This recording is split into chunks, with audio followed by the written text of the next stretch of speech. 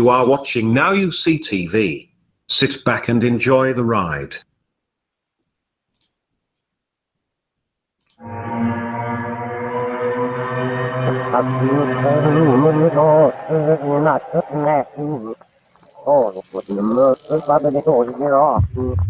A reality that lurks beneath the surface of our society, embedded deep within the esoteric workings of Satanism and the occult.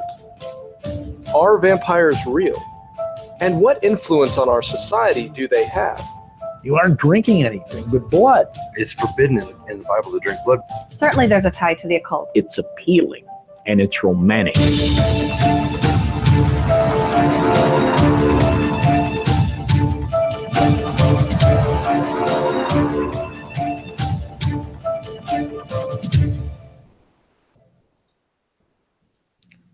Welcome to Now You See TV, everybody. This is John Pounders, and I have in the studio with me Jacob Grant. What's up, Jake? Hey, what's up, everybody? Doing good.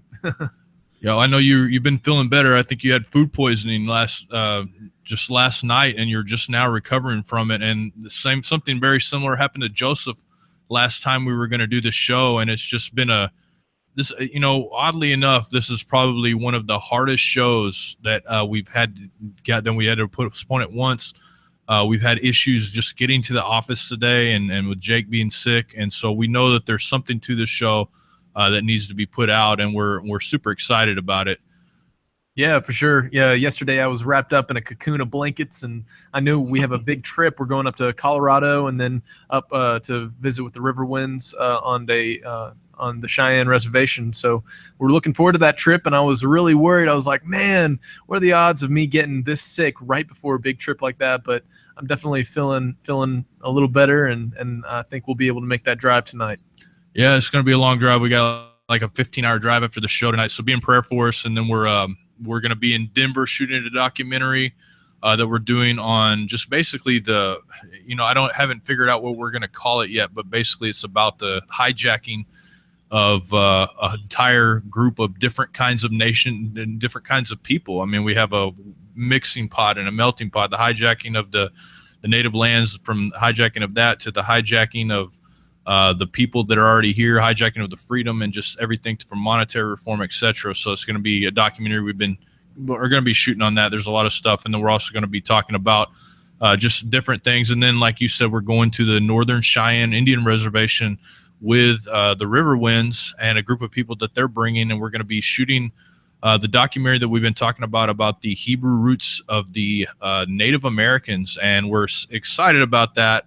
And I think it's probably going to be the best documentary that we've done, and it probably, just the subject matter alone is enough to excite people because, as Joseph can tell you, and he's told we talked about before, there's really a revival kind of going on in the Native American lands, knowing their roots and figuring out these things, and it's been pretty amazing. But anyways, without further ado, I'm going to welcome Joseph Riverwind to the show. How's it going, Joseph?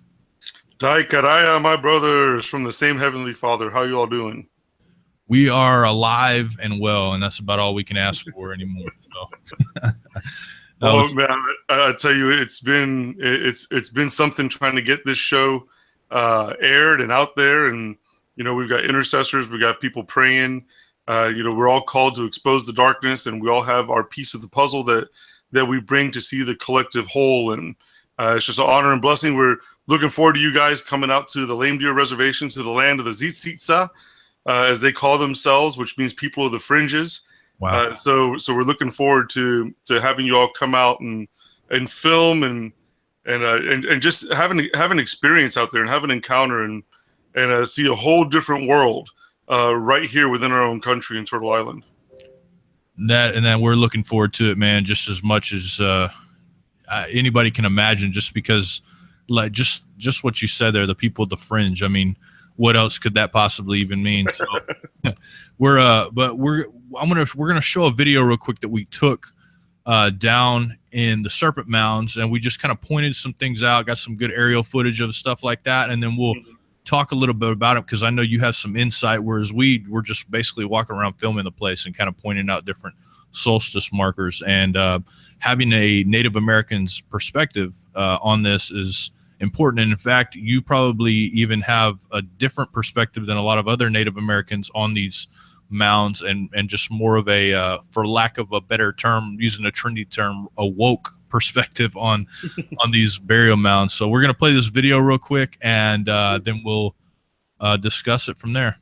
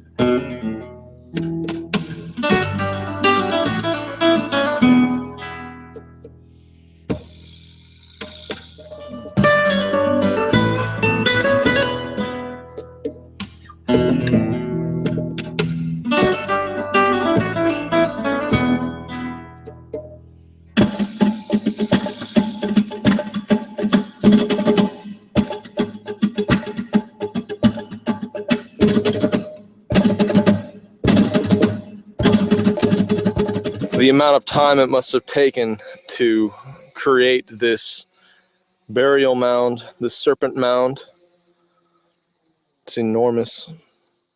There's signs all over the place telling us not to stand on these sacred mounds. They're very respectful of these grounds. It's a piece of history.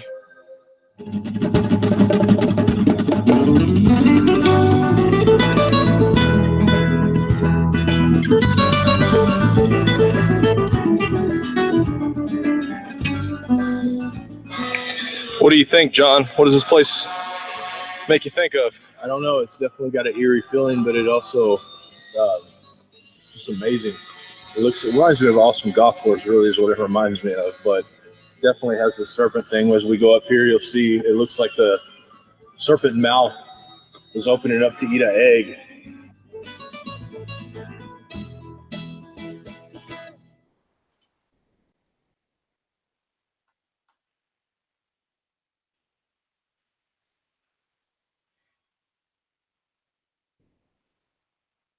So we're here at the Ancient Serpent Mounds in Peebles, Ohio.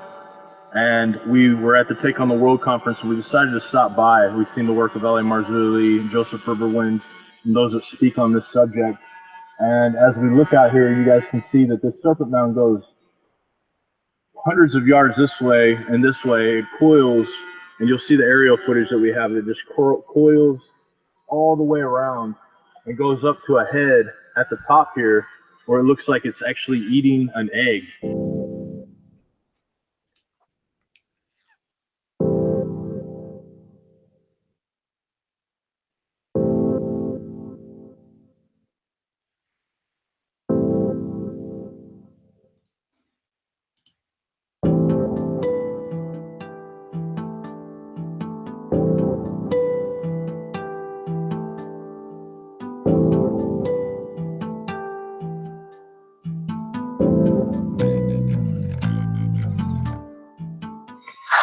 Sets right here, like right in between this. As you can see, the sun. This is where we have the moonrise and the summer solstice sunrise, and we have the sunset almost exactly parallel with these signs right here. And this is pretty much directly in the middle of these serpent mounds.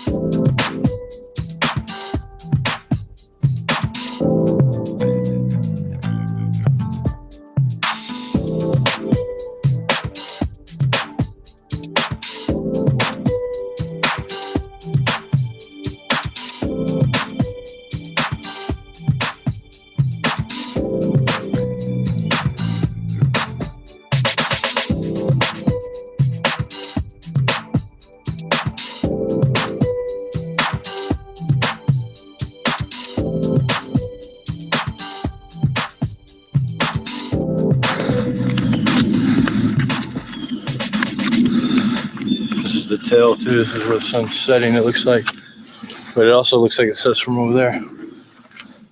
It's pretty interesting. If you look out as far as you can see are hills. This is like one of the most beautiful places that I've ever been, and pretty amazing. I've noticed that about Ohio. This seems like a pretty state, and I'm not surprised that they chose this area of country to build something like this.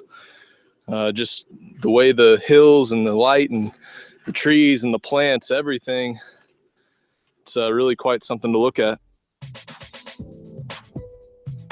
We don't really say any much more over the top of this, so we can kind of talk over the video here, but that's pretty much what we got, man. We just kind of went around and shot some footage of it because obviously we didn't really know what we were looking at so much as we were just shooting the footage and pointing out the solstice mark. So I'm going to let you take us on this journey, Joseph, and tell us what we're looking at, tell us what this is and the bigger picture behind this. Absolutely. Absolutely. Well, this is, the Serpent Mound. This is, as far as I know, the largest serpent effigy in the world. And it's right there in Ohio. It can be seen from up in the atmosphere, from a great distance. And there's been a lot of speculation as to what the meanings are for it. But I think where we could start is in the oral tradition of the tribes. Now, there's many tribes that used to inhabit Ohio, the Chippewa, the Ottawa, the Iroquois, the Mohawk, Oneida, Onondaga, Cayuga, Seneca, Tuscarora, the Lenni Lenape, also known as the Delaware, and the Shawnee as well. So those are just a few of the tribes that inhabited that region. But one of the things that every one of the people from the tribe will tell you is that their ancestors were not the ones who built these mounds, that these mounds were here long before any tribes had migrated into those regions of the land, according to their own migration stories. I mean, every tribe has their own story and oral tradition. I don't speak for all the tribes, just from the knowledge that I've heard and the wisdom that I've learned throughout the years listening to the elders from different tribes. It's interesting to note that the Lenape, the Delaware native people who are currently in Oklahoma, the Lenni Lenape, according to their oral tradition, the Allegheny are the ones who built the Serpent Mound. Now, the Allegheny is where we get the word for like the Allegheny Mountains up in the northeastern part of the United States, the mountain chain. Now, Allegheny is the name of a giant tribe. It's one of the tribes that whole region was named the Allegheny, or Allegheny or Telegewi is another other different ways that it's been written according to historical records. But in the oral tradition, the Allegheny were giants that inhabited that entire region before there was a compact between the Mohawk and the Huron to go and fight and defeat these tribes of giants. They were anywhere from 7 foot to 9 foot tall. They inhabited that entire region. They were the mound builders, the ones who built the mounds. And much of that, I mean, there was a time when there was both societies living together, both regular sized people and the Allegheny, the giant people. But it was never a good mix. It was usually a domination type of thing where the societal structure was with the giants being the rulers and the ones in power, often going out in raids and capturing people from the nearby villages, unless there was a rebellion, which did take place. It's recorded in a wampum belt that's held by the Mohawk. This great battle that took place between the warriors and the giants. So we have one oral tradition from one specific tribe that tells us that who built these, not only the mounds but the Serpent Mound itself.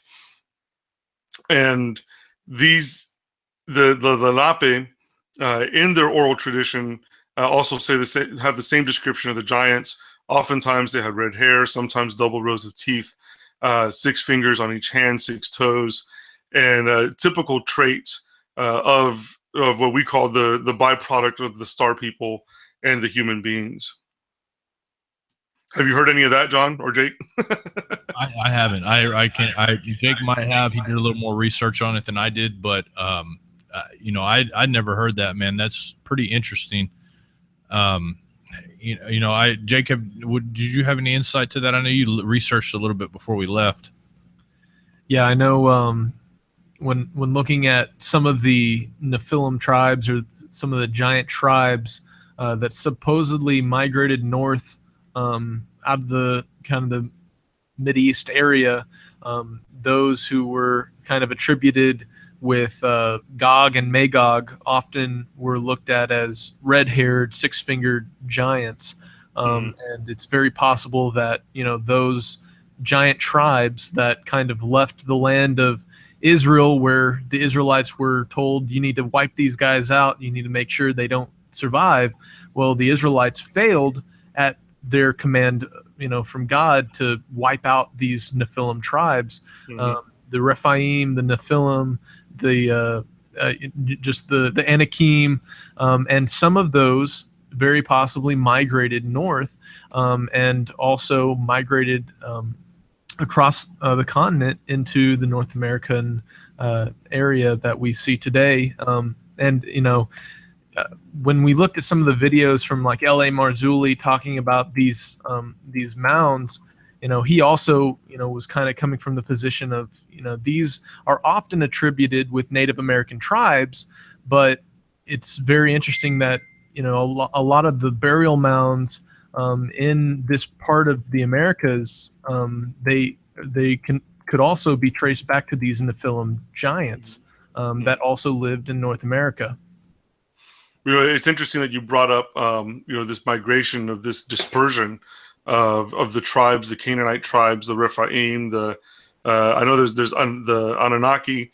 Interestingly enough, in my Arawak language, our word for enemy is Anunnaki. And when you said that, it just like triggered this memory of that in my language. There's, I don't know if you're familiar with this, but when we were doing the Serpent Mound conference with L.A. Marzulli and Russ Dizdar, Gary Stearman, Fritz Zimmerman, just incredible researchers. I was like, Creator, why am I here? These guys are powerhouses. I know so little about what these guys are teaching, the depths of what they were teaching. I just felt, very, very small. But Creator brought us to that Serpent Mound conference, and it was at that conference that a man came up to us, and he brought with him a artifact, and this artifact is a lance head that is pretty heavy. It's hand hammered. He found it. He brought it in. All the guys were looking at it and saying, "Oh, it's a sword. It's a sword," but it didn't have the typical pieces, like the hilt piece that would go on a sword. And when I looked at it, I saw it, through ethnocentric eyes, through the lens of my culture. And I saw this and I said, guys, this is a gigantic warhead lance. This is this is what would sit on a 7 or 8 foot tall pole, which that goes directly with the oral tradition of many tribes. That these giant tribes, they would have these gigantic spears, 7, 8 foot tall spears, and on them would be affixed these gigantic blades, and they could easily spear 2 to 3 warriors at one time. So it was at the very Serpent Mound conference that we got that lance, and I have the lance now. I have the Nephilim artifact in my possession. It was gifted to me before he left the country to go on mission work, and he just said the Lord told him to gift me with the lance. I'd know what to do with it. And I want to address what you said about them migrating here from the Middle East. The time frame works. The time frames when you put them together between the expulsion of the tribes in the land of Judea, and then you see this influx of a migration, or just all of a sudden many of these stories and giant tribes are inhabiting Turtle Island on this side. Well, we've had the lance head analyzed by a person who's a metallurgist, professor, and we received the initial reports of the origin of this lance. Now we're still waiting to find out how old the lance is, but here's what's really interesting. The metals that this lance was made from are from the Middle East. Specifically, wow. Turkey, Morocco, and the area of Judea. So what is a gigantic Nephilim head lance doing that was made in the Middle East over here in the Great Lakes region of the United States? It validates the oral tradition of the tribes. You guys are the first people that we've told that to, so just wanted to share that with the listeners out there. There's so many things here that are so unexplained. We were talking before the show here in Evansville, about 2 miles from where we're at right this moment.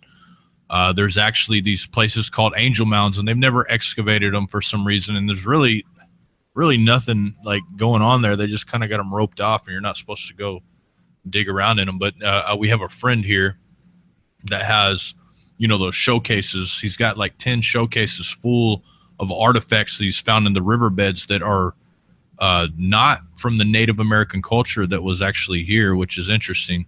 But there's so many things that prove a lot of these, I guess, what do you call them? Oral traditions of the elders and stuff that you guys have. It's amazing. And people, one question I wanted to ask while we're talking about artifacts and different things, in Lovelock, is it Lovelock Cave, I believe, the giant skull that they found. Are you familiar with what might have happened to that? Because I was trying to hunt it down, and obviously, from what I understand, it's just nowhere to be found. The Lovelock Cave is in the land of the Paiute tribes, and the Paiutes have the same stories: red-haired giants that covered the land. And I saw one of the questions that somebody put in the chat room was, "Are there native stories about what happened to the giants?" Yes, there are. Several of the stories, there were battles against these giants. For example, Lovelock Cave, which John just brought up. In the Paiute stories, these giants, they were raiding people, raiding the tribes. The warriors came together. Oftentimes, the arrows just wouldn't pierce their skin. Some of the tribes, the name for these giants translated into stone skin or stone skin giants. And according to the story, what they did was they were able to put a bunch of brush and greenery and grass and just flammable things in front of the cave where these giants were. That's where they were assembled. That's where they would sleep. And so they were in effect not trying to smoke the giants out of the cave, but build a smoke, like a smoke bomb, to where they would suffocate inside. And whenever they would try to come out of the cave, the warriors just shot volleys and volleys and volleys of arrows at them, aiming at their heads, aiming for their eyes, and it would drive them back into the cave until all of them had suffocated and died. And for the longest time, those bones, those gigantic bones of those skeletons just laid there. The Paiute people just left it alone. They didn't mess with it. Much like even the traditions today of you don't walk on top of a mound. We can stand around them. But those places are very charged, for lack of a better word, with demonic power, Nephilim power, bad energy, bad medicine, whatever circles you run in, whatever language group or description you want to put to it, evil is evil. And oftentimes, a lot of those places are charged with blood sacrifices, with the prayers, with incantations, with occult ceremonies, which the giant tribes were heavy into. Blood drinking, they were cannibalistic.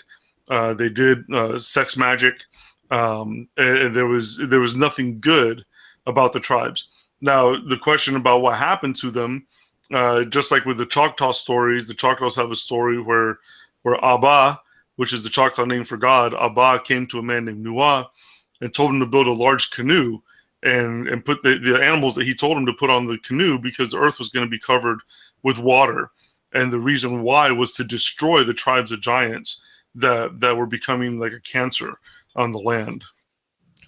It's interesting. And so I guess a question I would have, so these serpent mounds that we're looking at, and obviously they're on solstice markers. There's like 3 curves to them, and they're all on different solstice markers. Are they also connected to ley lines? And what significance does the meteorite, I guess, lake there that the meteorite hit there have to all of this stuff? Well, to understand that, John, one of the first things that we'll go to is what the serpent is named. It's called Mishabishu, which means the great serpent. And that's the loose translation of what that name means. The literal translation of Mishabishu is the master of the underworld, or lord of the beneath world.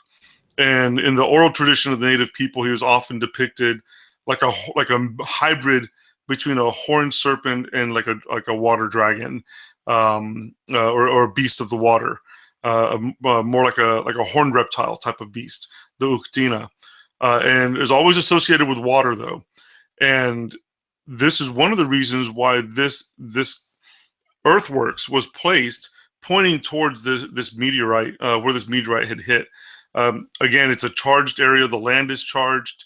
You have people who are very sensitive, or maybe they're new age, and they're like, "Oh, I feel a difference here," et cetera, et cetera. Well, your body will feel a physical difference when you're around places like this, because the spiritual energy around it is completely different.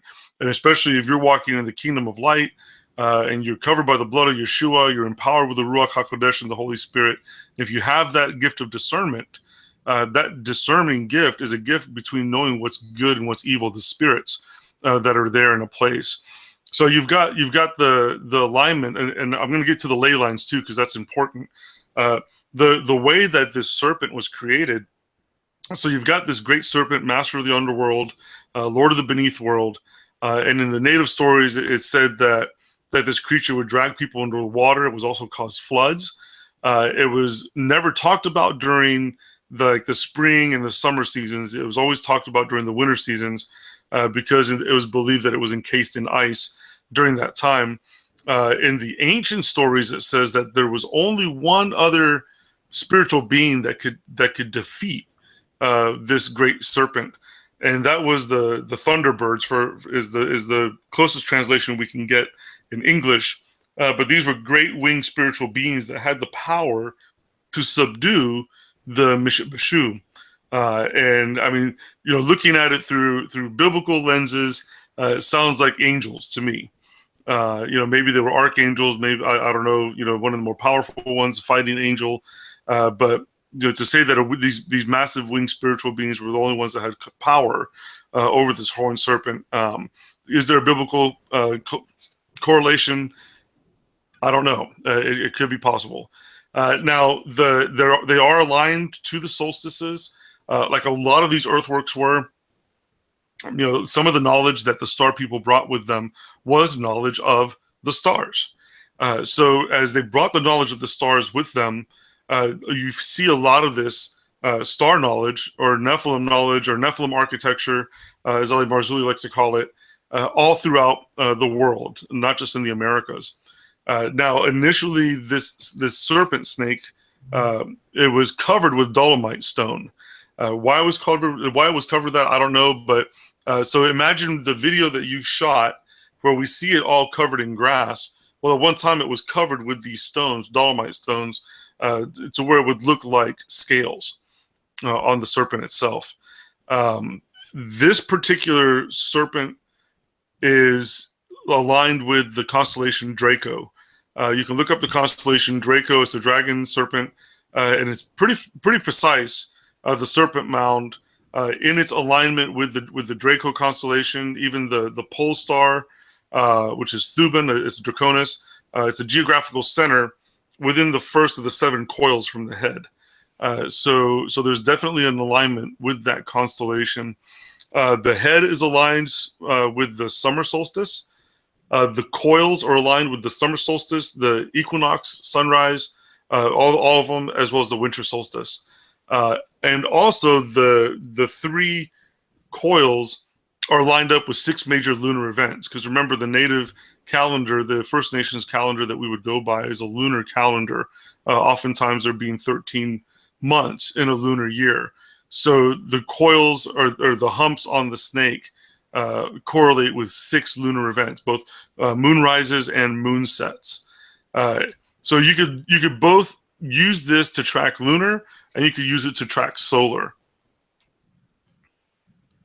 So what significance, or what is Draco? I mean, I've heard of it, but for the audience, what does this mean to most people? This constellation Draco that this serpent mound lines up with. Well, in the native way, the constellation of the Draco is the same as the Uktina. Uktina is the horned serpent. It's the serpent of the underworld. Typically, whenever there's constellations in the sky, it was believed that that's when you had to amp up your prayers. That's when more ceremonies were done to defend either yourself or the people from any of the spirits, the Wendigos or the Wanagis that would come during this season, depending on whatever tribe you come from. You had different names for these dark spirits that would be released during the seasons that the Draco or Uktina constellation was in the sky. I wonder if Meshu Bishu is the name of this creature, this Lord of the underworld, this Lord of darkness, and it sounds very similar to Machu Picchu in Peru. And I don't know if there's a connection there or not. I thought that's what you were saying. Minus, I just thought you pronounced it differently. So, but yeah. Oh, okay, no. Interesting. No. Yeah, it's crazy. I've been reading a book called "Fingerprint of the Gods" by Graham Hancock, and he goes over all these different serpent civilizations, and it's so interesting. A lot of people don't know this, but America is actually it means land of the plumed serpent, at least according to a lot of different scholars, and it's just the serpent worship. I mean, is worldwide, but it seems like in Central America and here in Ohio, especially, I think that there is somewhere up to 100,000 mounds in the area. I mean, real haunted land from what I can understand. And you were saying that the eerie feeling, you definitely get an eerie feeling when you go into these places. And I know Jake had an interesting experience there that he's still kind of suffering from when we went there. Tell him about it, Jake. I don't know. What happened, Jake? I don't know if I'm still suffering from it, but I remember. Let us be the judge of that. Yeah. I remember we were walking around the Serpent Mounds, and I bent down there, and I felt like almost like I pulled a muscle in my back, but it didn't feel like a pulled muscle. It was really strange, but I'd never felt anything like it. But it was like something had poked me in the back while we were walking around the Serpent Mounds, and I remember okay, that's odd. We're probably walking around some pretty dark and heavy areas. So I prayed, and it didn't really bother me afterwards. But I remember that. When we were there, I felt like a jab in my back, and no, it wasn't John poking me or anything. But, at least not that time. Yeah. Yeah, it's crazy too. We went around this area, and I don't know what this is. I've never seen anything like it before in my life. But 99% of the houses in that area had black pentagrams on them all over the place. I mean, you know what I'm talking about. That was so weird. We were looking up online. What does it mean to have all these black stars all across the front of your house? And we were just driving all through these kind of back roads in Ohio, and it just felt like the area was so beautiful. It felt like we were driving through the Shire or something, like from Lord of the Rings, Shire, right? but these houses seemed so just eerie. Like the whole atmosphere was so eerie. It felt like we were in Witch Central. Mm-hmm. Talking to John about that, like if these places attracted the natives or the Nephilim tribes to build these burial mounds, or to make these areas a focal point for their worship, it's probably the same case today with those who are involved in the esoteric religions and witchcraft and Satanism. It probably draws them like a magnet.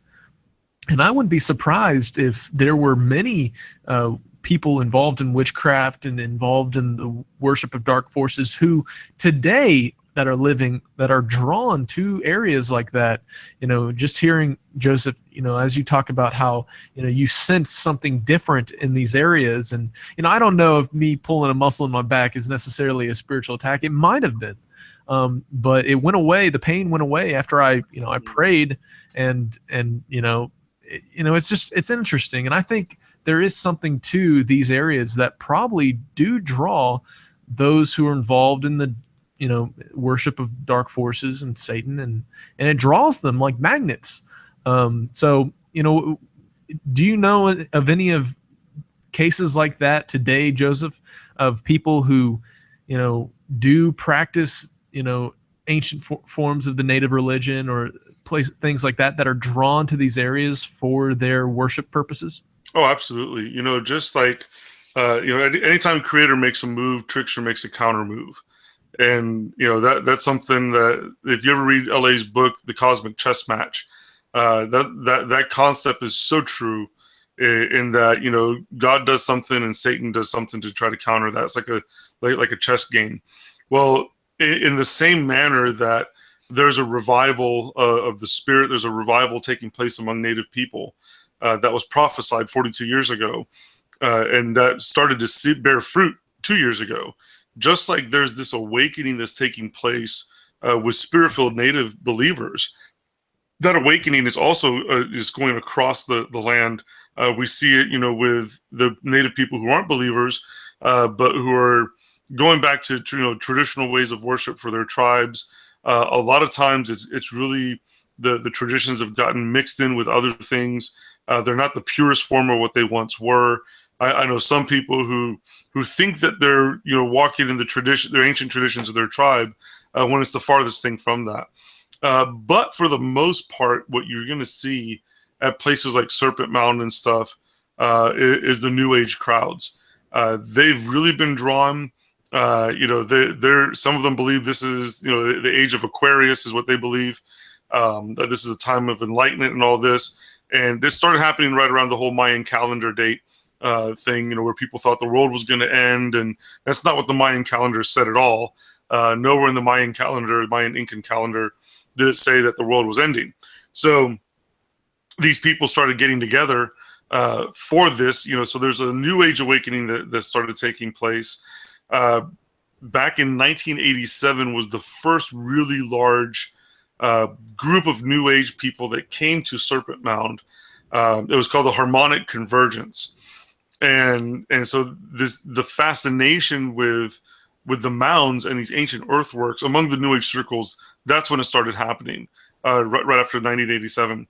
Now in 2011, right there at Serpent Mound, Mayan priests came, and there was a bringing together of the 13 crystal skulls. And the purpose of bringing together the 13 crystal skulls and all the chanting and mediums and spiritists and all these people that came there together, they believed that what they were doing, their purpose was to ignite paranormal power at that site. Now, we don't need to be igniting any type of paranormal anything, no matter where we're at. We just went through back in October, this month, October 13th and 14th, here on the reservation at White Earth, there was a paranormal conference that was on the reservation. And from the moment the conference started, and they've got summoning and Ouija boards and doing all sorts of things, paranormal and this and that. From the moment that conference started on this reservation, and those spiritual doors started to be opened, within 4 days, we had 10 suicides, 6 ODs, all within a time period of just 4 days. So these spiritual doors, when they're open, it's to think that all these people came here to Serpent Mound, right there to Ohio, and that these Mayans came all the way down from Central America. This is where the serpent religion originated, the Quetzalcoatl, the feathered serpent. And so all these guys come up, they bring together 13 crystal skulls to ignite a paranormal power. So that's one route gateway that was open there. So we have, gatherings that take place there every year. As a result, unfortunately, the people who run the park, they're seeing big money in this because New Agers have money. And so they're starting to host more and more New Age things to bring in the tourist dollars. Now, the native tribes are not happy about that. Even especially the traditionals. So whether you're a believer as a native person or whether you're traditional as a native person, the traditionalists are really having problems with the New Agers coming and commandeering these sacred sites. One perfect example is in 2012 at Serpent Mound. There's a group called the United Collective, or Unite the Collective, and they brought hundreds of these things called organites. And these organites, it's just they make them in these little muffin pans, and it's a blend of resin, metal shavings, and quartz crystals. And they believe that they can ignite and amplify energy and all these things with these things called organites. Well, these people from United Collective came to the Serpent Mound and buried hundreds of these all throughout the length of the serpent. Now, as far as I know, nobody's gotten in trouble for it, but that's violating the law. It's desecrating a sacred site. The native people really got upset by that, especially the Shawnee Nation. The Shawnee are the current caretakers of that site, which, by the way, the chief of the Shawnees said is the same thing, that they're not the ones who built it. So you've got a lot of focus from the New Agers on these sacred mounds, on these sacred sites. They are doing ceremonies. I guarantee you that as we're coming into these unholy days of the kingdom of darkness, you're going to find ceremonies, candlelit ceremonies, and things like this happening at these places. When we were there for Serpent Mound Conference with LA, and we were outside praying, I absolutely believe that was a spiritual attack. A lot of times in the physical will manifest what's happening in the spirit world. And we've got to always be armored up. And I'm sure you armored up, but you know that there's one part of the armor of God that it doesn't mention, and that's our back. But there's a verse that says that the glory of the Lord, that the glory of Creator is our rear shield. So always remember that when you're armoring up and going into places like this, that you be prayed up from head to toe all over the place. So Jake must have forgot that glory. You forgot that glory, Jake. You should have put it on, man. In the back of the nipple right there. So there's a video that L.A. Marzulli has that when we were praying, and I had a shofar, or no, it wasn't my shofar. Somebody had brought a shofar, and I felt like I needed to blow the shofar because at this conference there was a mixed bag. There were some people there. There was people that had infiltrated from local covens and different groups. And in the video, I'm praying, about to blow the shofar, and there's a woman who starts manifesting, like big time manifesting. The more intense the prayers got, the more the facade started to fall. And when I blew the shofar, she literally, in the video, you see her come off of her feet into the air and fly backwards.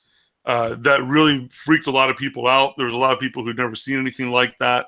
I'm trying to get a hold of the copy of the video from LA. He's got a copy of it, and Russ Dizdar has a copy of it. So just be careful. All that to say, be careful when you go to these sites, because now even more so the New Agers are charging things. They're putting energies and prayers, just like we can pray over things, just like Peter prayed over the handkerchiefs, the silk cloths, and people got healed. That is a concept of charging, and they do that with charms and amulets and spells and all that.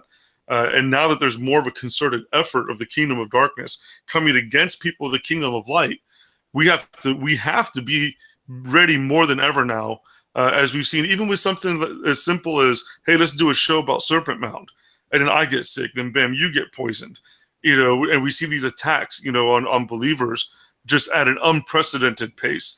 So be careful when you go to places like this. Most definitely, man. And it's crazy because I've encountered some pretty wild things in my life, and some of the most eerie places that I've ever been. There's always an ancient significance to the places, almost always. And one of the most haunted houses I ever went to was actually my grandfather's old place. He was a Cherokee Indian, but he wasn't a believer. I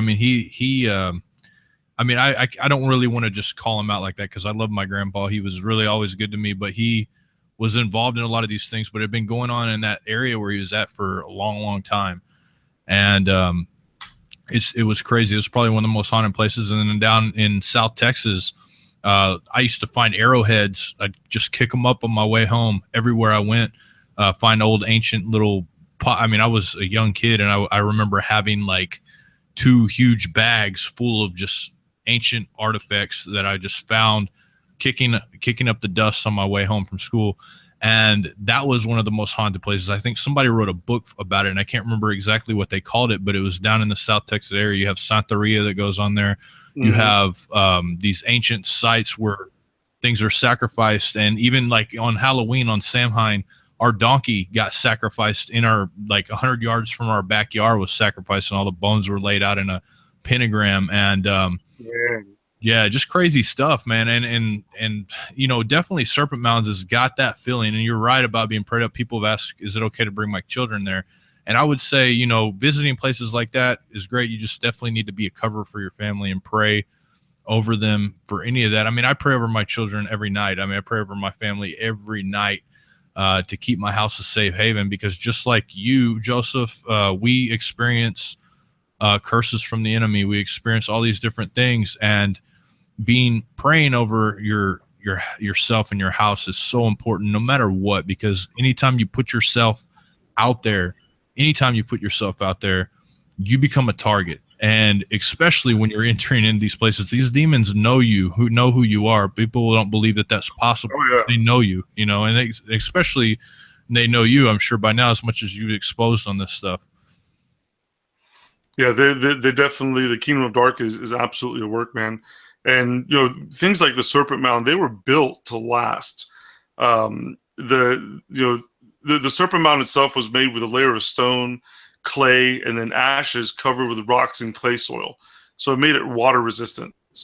And then so these things are here for a reason. There's 2 different that I've heard, 2 different stories as to the meaning of, some people say, well, look at the snake, it's swallowing an egg. I've heard 2 different trains of thoughts from native people, from elders, about the Serpent Mound itself. One of them is that, it's a serpent devouring an egg. And I've heard some really interesting on that, especially like Genesis 3:17, Genesis 3:15, which says, I'll put enmity between you and the woman, between your seed and her seed.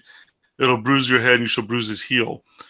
So is this Nephilim architecture that is a throwback to the serpent eating the seed, devouring the seed, which is what it's always tried to do throughout the history of the Jewish people in an attempt to wipe out the possible Mashiach, the Messiah to come. So was there some Nephilim knowledge about that? The other explanation that I've heard, and this is from a lot of the ancient stories, is that it's the story of the birth of the world. And if I wish there was a way that we could pull a picture up so you could see it, but the depictions or the stories that I've heard is that, and this is from a Lenny Lenape man, that in the oral tradition, that triangle you see that's the serpent's mouth, it actually represents a womb, and then you see the earth being birthed out of that, and the 3 coils, which they do line up with Orion, represent Orion, and then the small coils at where the tail is represents the path of the celestial bodies that are currently in around us. So we have two different thought patterns as to what it could be. If you think of it as this cosmic birth of the world belief, and you look at the depiction of what the Earth looks like coming out of this womb is kind of interesting. Also the other is the possibility of, the Nephilim knowledge of that Genesis 13 verse about the serpent and the seed. Is that prophetic? Most archaeologists have said that that this was built by the Fort Ancient culture around 1000 to 1500 AD, but there's been new carbon dating that's been done on the Serpent Mound, and it shows a date of anywhere from 300 to 400 BC. So again, that puts us right around that same timeline of giants, coming out of Canaan, migration waves coming here into this land, establishing villages and cities and building these mound structures. And has evidence been found of skeletons in the mounds? Yes. There have been burials that were disturbed, and 7 foot to 8 foot tall skeletons have been exhumed from here. There's one particular one. It's in the historical collections of Noble County, Ohio, from 1872, and it's talking specifically about the Serpent Mound and where they found the remains of 3 skeletons that measured at least 8 feet in height. And they had double teeth in the front as well as the back of the mouth, upper and lower jaw. And so there are written accounts of what's been buried here. Also, other archaeologists of the time that also had discoveries made based on people accidentally digging or purposely digging. But so we find this whole plethora of people that are drawn to these sites. But I think that there's definitely, since it's something so ancient and it was built to last, is it something for the star people? Was there a return of the star people, and this being an indicator or a marker of some sort? Jake was talking about the New Agers, and I was doing some digging around, and in Barbury Castle, which is Wiltshire, in Wiltshire, England, in August 5th, 1999, and I've got a picture of this. You can Google it. Google crop circle serpent mound, Wiltshire, England. So August 5th, 1999, a crop circle appears in England that is the exact same shape as the Serpent Mound in Ohio. Within 7 days, there was a new moon and a solar eclipse. There was also the Persei meteor shower taking place at the same time. At the same time, August 11th, so this is August 11th, you have a new moon, solar eclipse, the Persei meteor shower. On August 11th, at the Giza Pyramid, there was a ceremony that was called the Dark Mother Ceremony, and they call it the right to open the passage. It's occult knowledge, Illuminati, and it has to do with the Eye of Horus. But the attempt was to open a passage, quote unquote, into the lower 4th dimension, and this is where the ley lines come in. That the specific purpose of this ceremony that was being done at Giza was to open the passage to the lower 4th dimension so that the energy could be directed to the ley lines of the earth. So that's going back to what you were talking about, John, with the ley lines. Very interesting. I read it, like I keep mentioning this book, but the Fingerprint of the Gods, in the first 2 chapters, they have these maps, these ancient maps. One was actually one that the Navy used to use, and it has these ley lines lined out on this map. And a lot of the, I guess if you look at that map, I kind of like went over it and kind of put it over the top of a map. It's interesting because you find a lot of military bases on some of these ley lines. You find Catholic churches on a lot of these ley lines, just kind of built over ancient sites. Have you experienced, here in the Americas, are there Catholic churches built all over a lot of these ancient native sites? Yes, there are. The not only over, if you look at all the if you look through Mexico, Central America, a lot of the pyramid sites. The Catholic Church makes a concerted effort to find these places that are quote unquote gateways or doorways according to the indigenous people of that land. You find this all throughout Peru. You find it in Mexico. One of the largest gates or portals, there's a church built right on top of it, which also has tunnels going underground.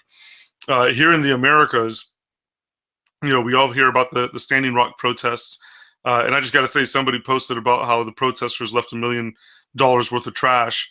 I was there. As veterans, we were planning a complete cleanup of that camp, but the government gave no notice as to when they were coming in to land that didn't belong to them to remove everybody. So the debris and everything that was left there was not as a result of anything of people being not environmentally conscious. So I just want to set that record straight. So back to the Catholic Church. The Catholic Church on the Apache reservation. You don't hear about this. We hear about protests everywhere. The Apache's sacred mountain, their most sacred mountain, the Vatican somehow got permission from the U.S. government to build a observatory on top of this mountain. And of all the names that they choose, the acronym for this observatory is Lucifer. So, the Apache people are still protesting it. It's their most sacred mountain. Why? They say, according to their oral tradition, that this is where they would communicate with the gods. This is where they would communicate with the star beings and the people from the heavens. And this is exactly where the Catholic Church comes and builds this observatory. Why do you think that is?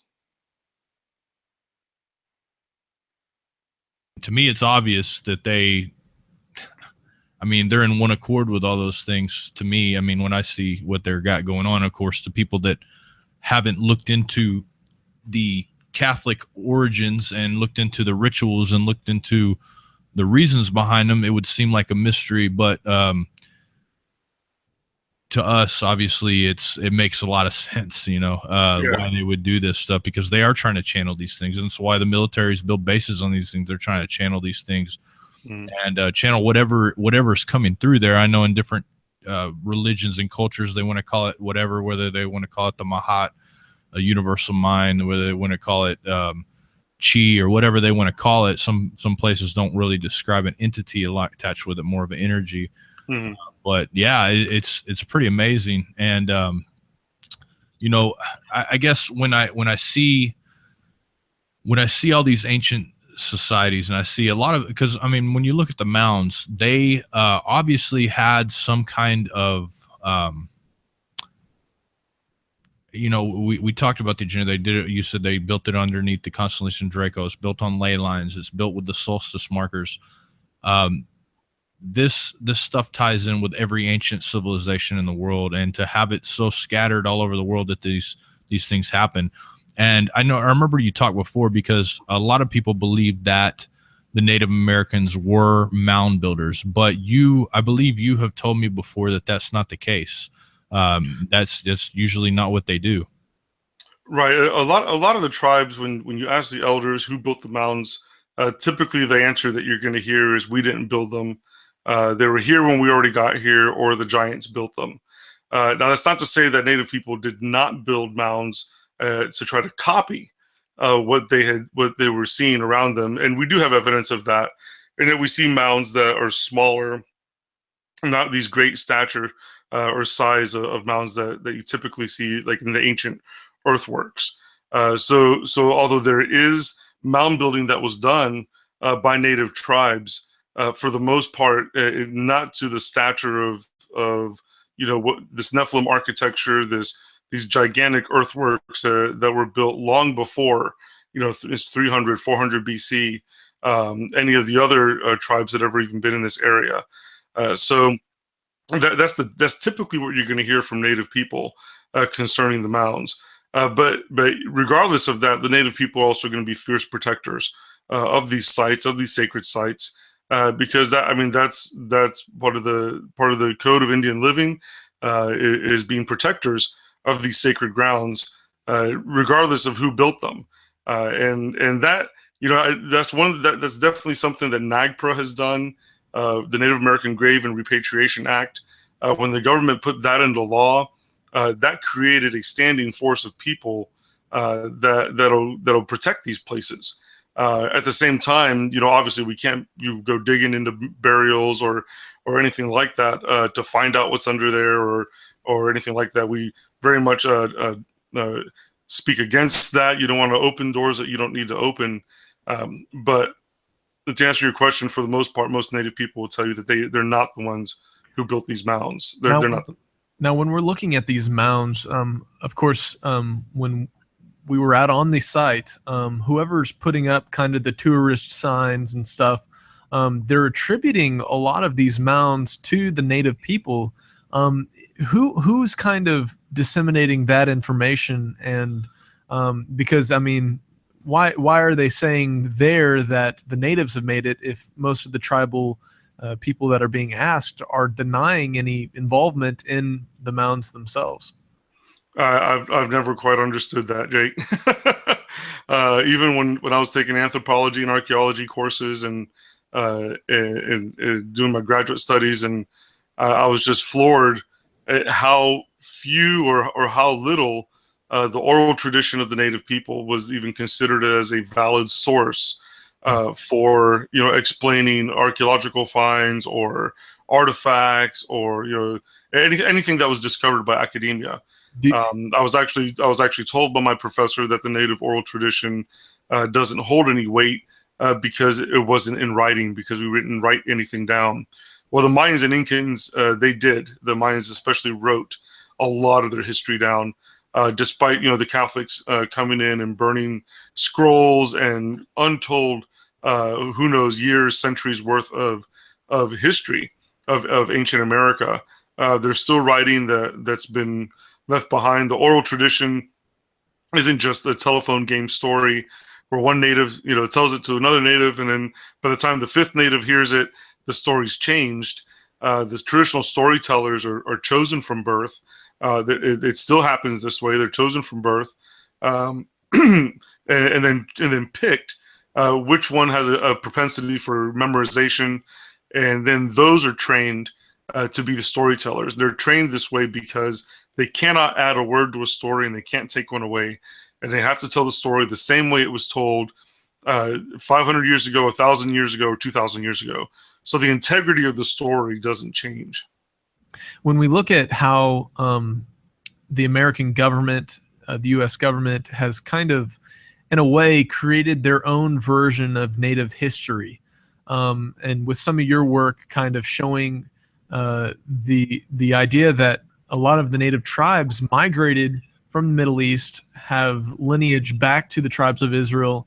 What do you see as kind of the purpose behind this false history that I remember hearing growing up in school in the history textbooks? Oh, Christopher Columbus got over here and he found the natives here and they'd been here all along, and there's no way that they, so what is kind of the agenda behind this false narrative, this false history that's being told about the natives here in the Americas? And what do you have to say about what's kind of being perpetrated in schools, in history books, that flat out deny the idea that native tribes migrated over from the Middle East? What is the purpose of this false narrative? I often rack my brain trying to figure that out. And now I don't think that all tribes have a Hebraic origin. I don't believe that all tribes have that Semitic genetics. But I do. The research does really point to some tribes that not just through linguistics, but through cultural traditions, through spiritual traditions, and even now through DNA. National Geographic just did an article a few years ago talking about the origin of some tribes in the native DNA, and the markers that were showing up were Middle Eastern markers. And this is mostly tribes that were on the East Coast, and it's also in the southwestern part of the country. Cover up why the blatant, I can't even begin to understand. There is absolute concrete archaeological evidence that the Mayans and the Incans were all the way up through Florida, even as far as Okmulgee, Georgia, and going into Ohio. There's a definite Mayan Incan influence in architecture, in religion, in the art, in the iconography. You definitely see the Central American motifs, religion, spiritual way, cultures, and traditions. Why do archaeologists deny it? I don't know. Do they want to deny? I guess they don't want to say, oh, well, you know what? These people aren't actually immigrants from south of the border. They've been here longer than anybody else have. I don't know. That's just me being cynical. but it proves that there was a presence here of indigenous people from south of the border. It also disproves a lot of the theories of academia. I mean, there is a complete, blatant denial of the First Nations oral tradition when it comes to the giant tribes.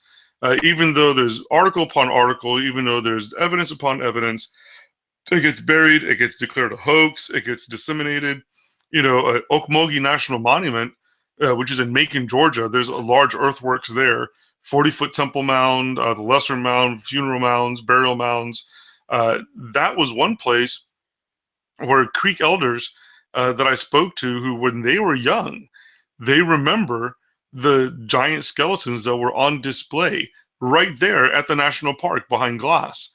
And then when NAGPRA was put into effect, that's when the park system took the bones from behind the glass and put them in boxes and storage, basement, I don't know where they went. But one particular Muskogee Creek elder told me he remembered as a child seeing the giant skeletons on display. And then because they found 3 of them, 3 giant skeletons that were in one of the burial mounds at Okmulgee, Georgia and Macon, Georgia. Where did those skeletons go? Who knows? But the people remember, the Creek elders remember. I think from a biblical standpoint, the reason is that if we're able to validate these stories of the giants and these oral traditions of the giants and validate these artifacts, not as hoaxes, like, for example, that lance that I have undeniable scientific proof that this lance was not made in the Americas. It was made in the Middle East. The next step is getting the carbon dating on it. So if we can prove and back it up with science that these stories are valid, then it also brings a validity to the biblical account of the Nephilim and the star people. So there is a very deliberate attack on covering and just putting a blanket over anything that has to do with these things. There's no doubt about that. I mean, obviously they have to push their narrative of evolution, and with the ideas of Nephilim being here and the ideas of civilizations being here longer than what they say, just the and plus they have to push the agendas to be able to cause this all to divide against each other and all to have issues with each other. And if you don't know your history, then you're doomed to repeat it. If the people, which I believe, I 100% now that we've started this documentary, that I've heard from you, there are tribes that are from Israel. There are people from Israel in the Americas. If you can push down their culture and not let them know who they are, it's so easy for them to fall for deception and to not, when you don't know who you are, it's hard to grasp onto the idea of God. When the Native Americans hate Jesus, they hate Christianity, and most of them do that haven't been awakened yet, because those are the people that killed them. Those are the people that came over here and did these things. But when you can push your history down, you can push your history away, you can push the history of the Nephilim, you can push all these away. Evolution is propagated. I was going to play a short video real quick just to give us a little break it talks about a giant skeleton that's been found. It's only about, I don't know, it's like a minute or 2 long, but that way I give us a chance to get a glass of water real quick. But it's interesting, but it shows how skeletons get covered up, because there's several newspaper publications that actually covered this skeleton, and it comes from an old ancient, not American native, but an Indian over from Indian story. And I'm going to play it real quick. It's short, but it kind of gives you the idea that these skeletons are pushed away. But history talks about these things. There's old newspapers that you can go through, archives in America of finding giants that are 16 feet, 20 feet tall.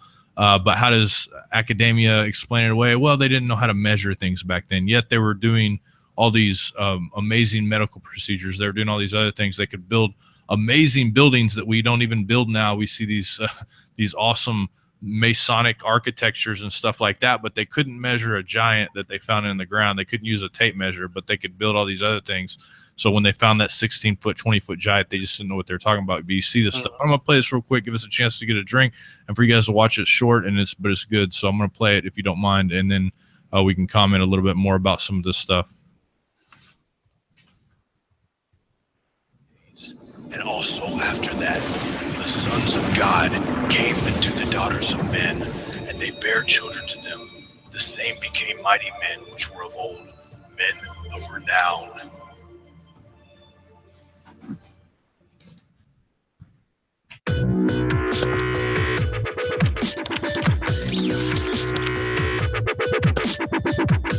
This is John Pounders with Now You See TV. According to numerous newspaper articles written in 1934, a giant ape-like skeleton measuring 32 feet in length was discovered in Jubalpur, India. There are a few different news archives that cover this story. This one, published by a newspaper called the Argus, states that a skeleton 31.5 feet long was discovered and believed to be that of a giant ape. It was said to be discovered by a farmer that saw bones protruding out of the sand. When attempts were made to remove the skeleton failed, the chief of state was called in. It took 3 men to lift only the leg bones, which alone measured 10 feet. This one, by the West Australian, tells the same story. This one in the Sydney Herald. The most interesting thing about this location and sheer size of this skeleton is this. In Hindu ancient history, there is a giant named Hanuman that has an ape-like face and is the leader of a group of forest dwellers. At the temple of Lapakshi, there are giant footprints that are more than 4 foot long. In a height-to-foot ratio, this would lead us to assume that the giant was 30 feet tall or more. Many believe that this is the same giant that was found in 1934. Here is a comparison chart to show you what 30 feet looks like to us. I have King Og of Bashan, Goliath, and a 6 foot tall man to just show you the size of this thing. If you would like to learn more about this and other things similar, check out. Anyways, yeah, I just wanted to play that short video to kind of talk about and show the idea that they are covering this up. That colony was actually a British-owned colony, and there's reports, other articles that I found after that they took that skeleton to United Kingdom and placed it in London somewhere, and now it's never to be seen again. But this is, you know, I found several different articles. Those are just a few of the ones that I found on that video, but it's the same kind of stuff that you see here. And it amazes me that they do this. They'll do anything to cover up the truth. Anything. I mean, if we knew as a society in America, I mean, America's a melting pot. We have people from every country in the world here. But if we knew, if our education system taught us that there were giants here, there were ancient civilizations that worshiped these serpents. There were sites that line up with these constellations. There's all these different things going on. If we knew about those things, which we do, but the education system's never going to touch it, this would not be the same America that we live in. People would see that there's a spiritual side to everything. So, absolutely. Yeah. You know, I with my question before about what's the purpose of this historical narrative that's being pushed, it seems to me like they seem to deny the idea that the ancient world was more traveled than we would think. I know I heard before that it's possible that King Solomon even did business with people in the Americas, traveling over and getting the cedars of Lebanon type, you know, materials from the Americas, and that there's also ancient Hebrew, you know, hieroglyphs and stuff that have been found in the Americas. But we're being told that the earliest, you know, travelers to reach the Americas were possibly, you know, Viking cultures, or, you know, even the story of Christopher Columbus being the one who discovered the Americas. But the idea that people in the ancient world traveled the world to a much greater extent than we really know, and that the cultures that were here in the Americas very likely did have a relationship with the rest of the world at large, and even, you know, tracing back to some of the Semitic nations that, you know, migrated over here and can trace their lineage back to the Middle Eastern peoples. You know, it's just interesting to me that it seems like the world was so isolated. At least that's what we've been taught and told. But if these giant tribes, and if even these native tribes that traveled across the world after these giant Nephilim tribes first came and built these mounds, it seems to me that they would have been able to travel the world in a greater way than I feel like I've been taught in school growing up, and that they haven't been in the Americas for hundreds of thousands of years, which is what I feel like I've been taught, is that two separate people groups kind of landed, one in the Americas and some in Eurasia, and they kind of sprung up separately without any relation to one another, and I feel like that's an error, that there was no connection between those who were in the Americas and those who were in the Middle East and in Asia. Mm-hmm. Well, you know, up in the Great Lakes region, there's a museum, and this is the region where this Nephilim lance was found.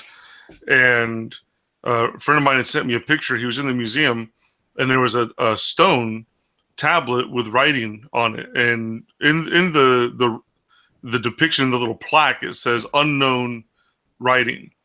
And when I saw it, just for my studies, I was about 90% sure that it was Minoan. I took the picture and started doing some comparisons with the letters, and it was Minoan writing. The Minoans, in some of the ancient writings, were described as giants. Again, we have an artifact from that region. We have oral tradition that talks about the giants mining copper and I can't remember what other mining, mostly copper and iron from that area. I'm sorry, copper and bronze, and the estimates of where that copper went, where what was mined went, nobody knows. But we do, if you look at the timeline of the copper mines that were here in the Americas, where the native oral tradition from different tribes. I mean, the Cherokees have stories of the people of the scroll that had mines in the southeast, and then you've got the stories of the giants that were mining metals up in the Lake Superior region, and we see all these metals coming out of Amikakia, in my language, over the land over America, and then all of a sudden we have the Bronze Age that begins in Europe. I think I'm trying to find the connection between the two is something I've been researching and digging into, but there's definitely, beyond a shadow of a doubt, there was connections here with Asians, with Vikings, with Phoenicians, with Minoans. There was much interaction in the ancient world. Why again does this want to be? Why does academia want to suppress this? Why is it just seen as fairy tales or myths? I don't know, but the evidence to me is overwhelming of there being contact here from ancient times. There have been archaeological sites in the Middle East where they have found artifacts that came from here, and vice versa. Artifacts found here that were from the Middle East, like the Decalogue stone in Ohio with the Hebrew writing and Moshe on there. The Back Creek stone, it's got Hebrew as well. We find Paleo Hebrew all throughout the land here, but yet there's just this incessant drive to keep this knowledge from being put out there, or you're labeled as conspiracy, or you're some sort of whack job. And really, the whack job that should be those guys who think that they can pull one over on us. Yeah, and it's true. And the thing about it is the information is available to people that want to study, but and one thing that they've really pushed on people is pop culture, and makes people really stupid and makes people want to act stupid. You have that's their goal, is to just push. I mean, you look at the teenagers that are growing up today, and the teenagers that I grew up in the 80s and 90s. I just remember how pop culture was, and how the whole idea was just to live life, don't worry about all this stuff, have fun, don't worry about it. And now it's even worse. You're just staring at your phone all day. But I did a whole presentation and a whole I've been researching this for a book I'm writing about ancient technologies and stuff. You see these ancient technologies that have been around for thousands of years, nuclear weapons. You see all these different things that I pointed out in this teaching that I did called Ancient Watchers. I believe, I can't remember exactly what I called it, Ancient Watchers something, but I give proof of all the different scientists that have been channeling these entities to create these things that have already existed in the Vedic text, which is one of the most ancient texts in the world. You see these things that are proof. There's proof there, in my opinion. It's not evidence, it's proof. Like, anybody that can read and look at it can see this stuff. But if academia doesn't push it, if the news doesn't push it, if Hollywood doesn't push it, like you said, it's a conspiracy theory and you're an idiot for reading it. But these texts are ancient, thousands of years old, and these stories of the people that were actually here are thousands of years old. They tell something, and yet as a whole, America and all the countries in the world, they want to believe their media, which are bought by the 5% of the people in the world are the richest people in the world, maybe even 1%, I think it is now.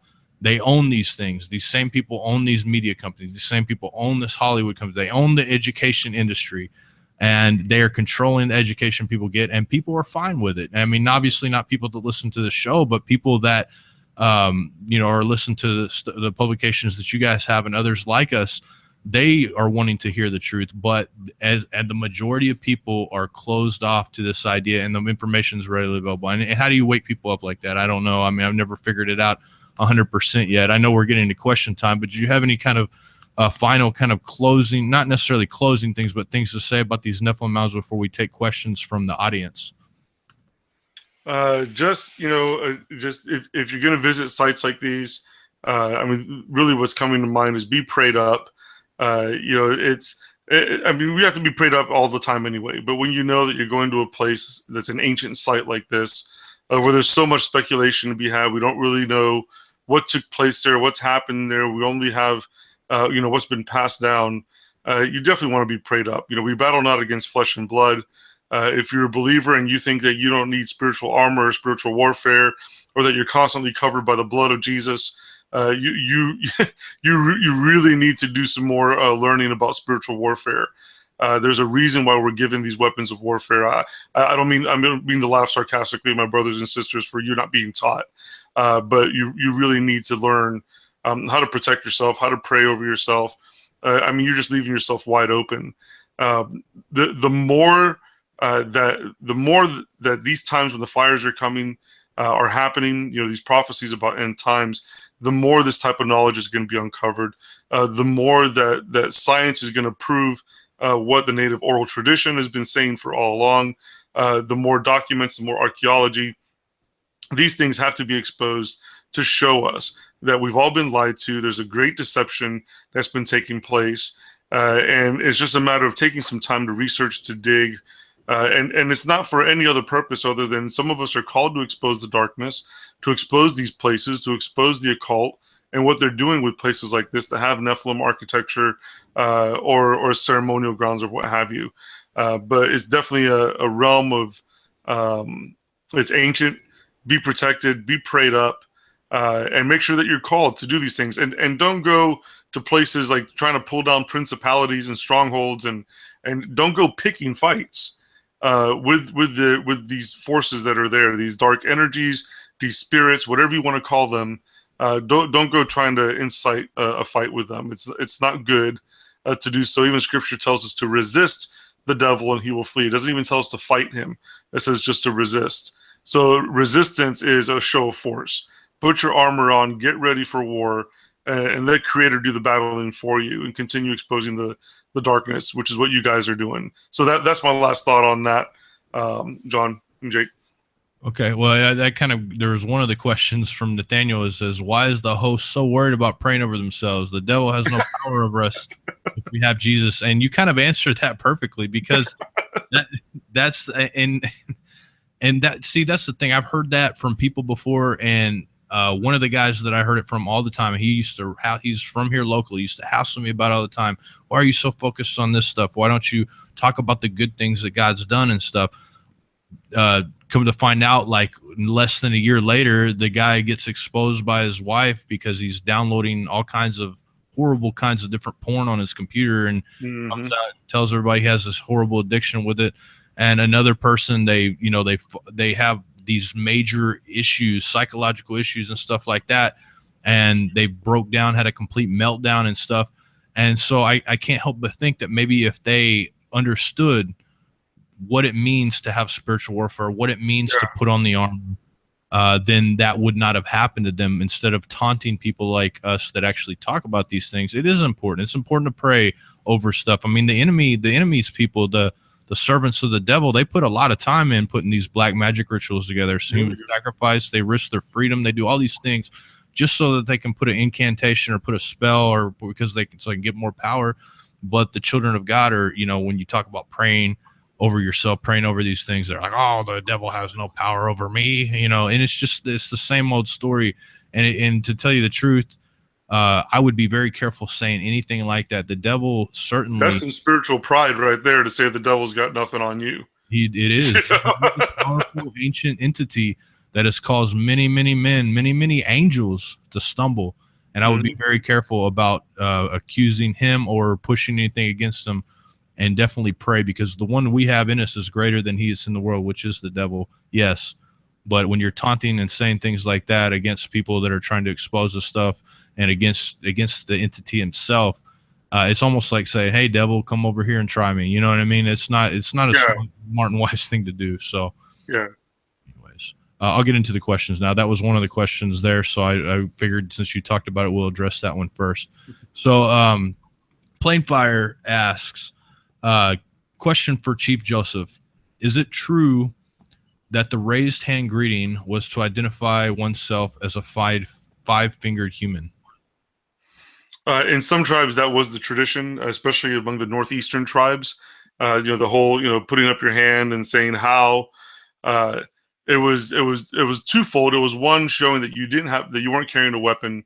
The other one was also to identify you from a distance, to see if you had 5 or 6 fingers on your hands.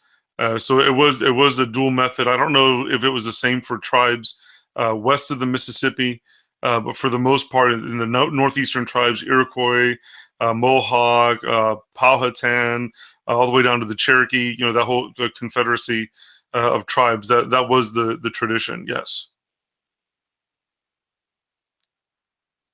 I can't remember what the tradition, what country the tradition is, but they would show their middle finger when they went into a shop, because if they were a thief, their middle finger would get chopped off.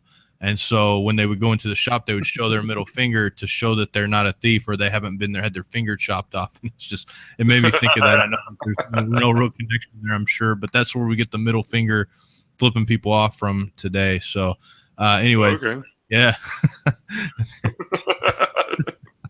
Yeah. So Cott asks, is there currently any known occult or supernatural activity or unexplained missing persons in the near vicinity of the Serpent Mound?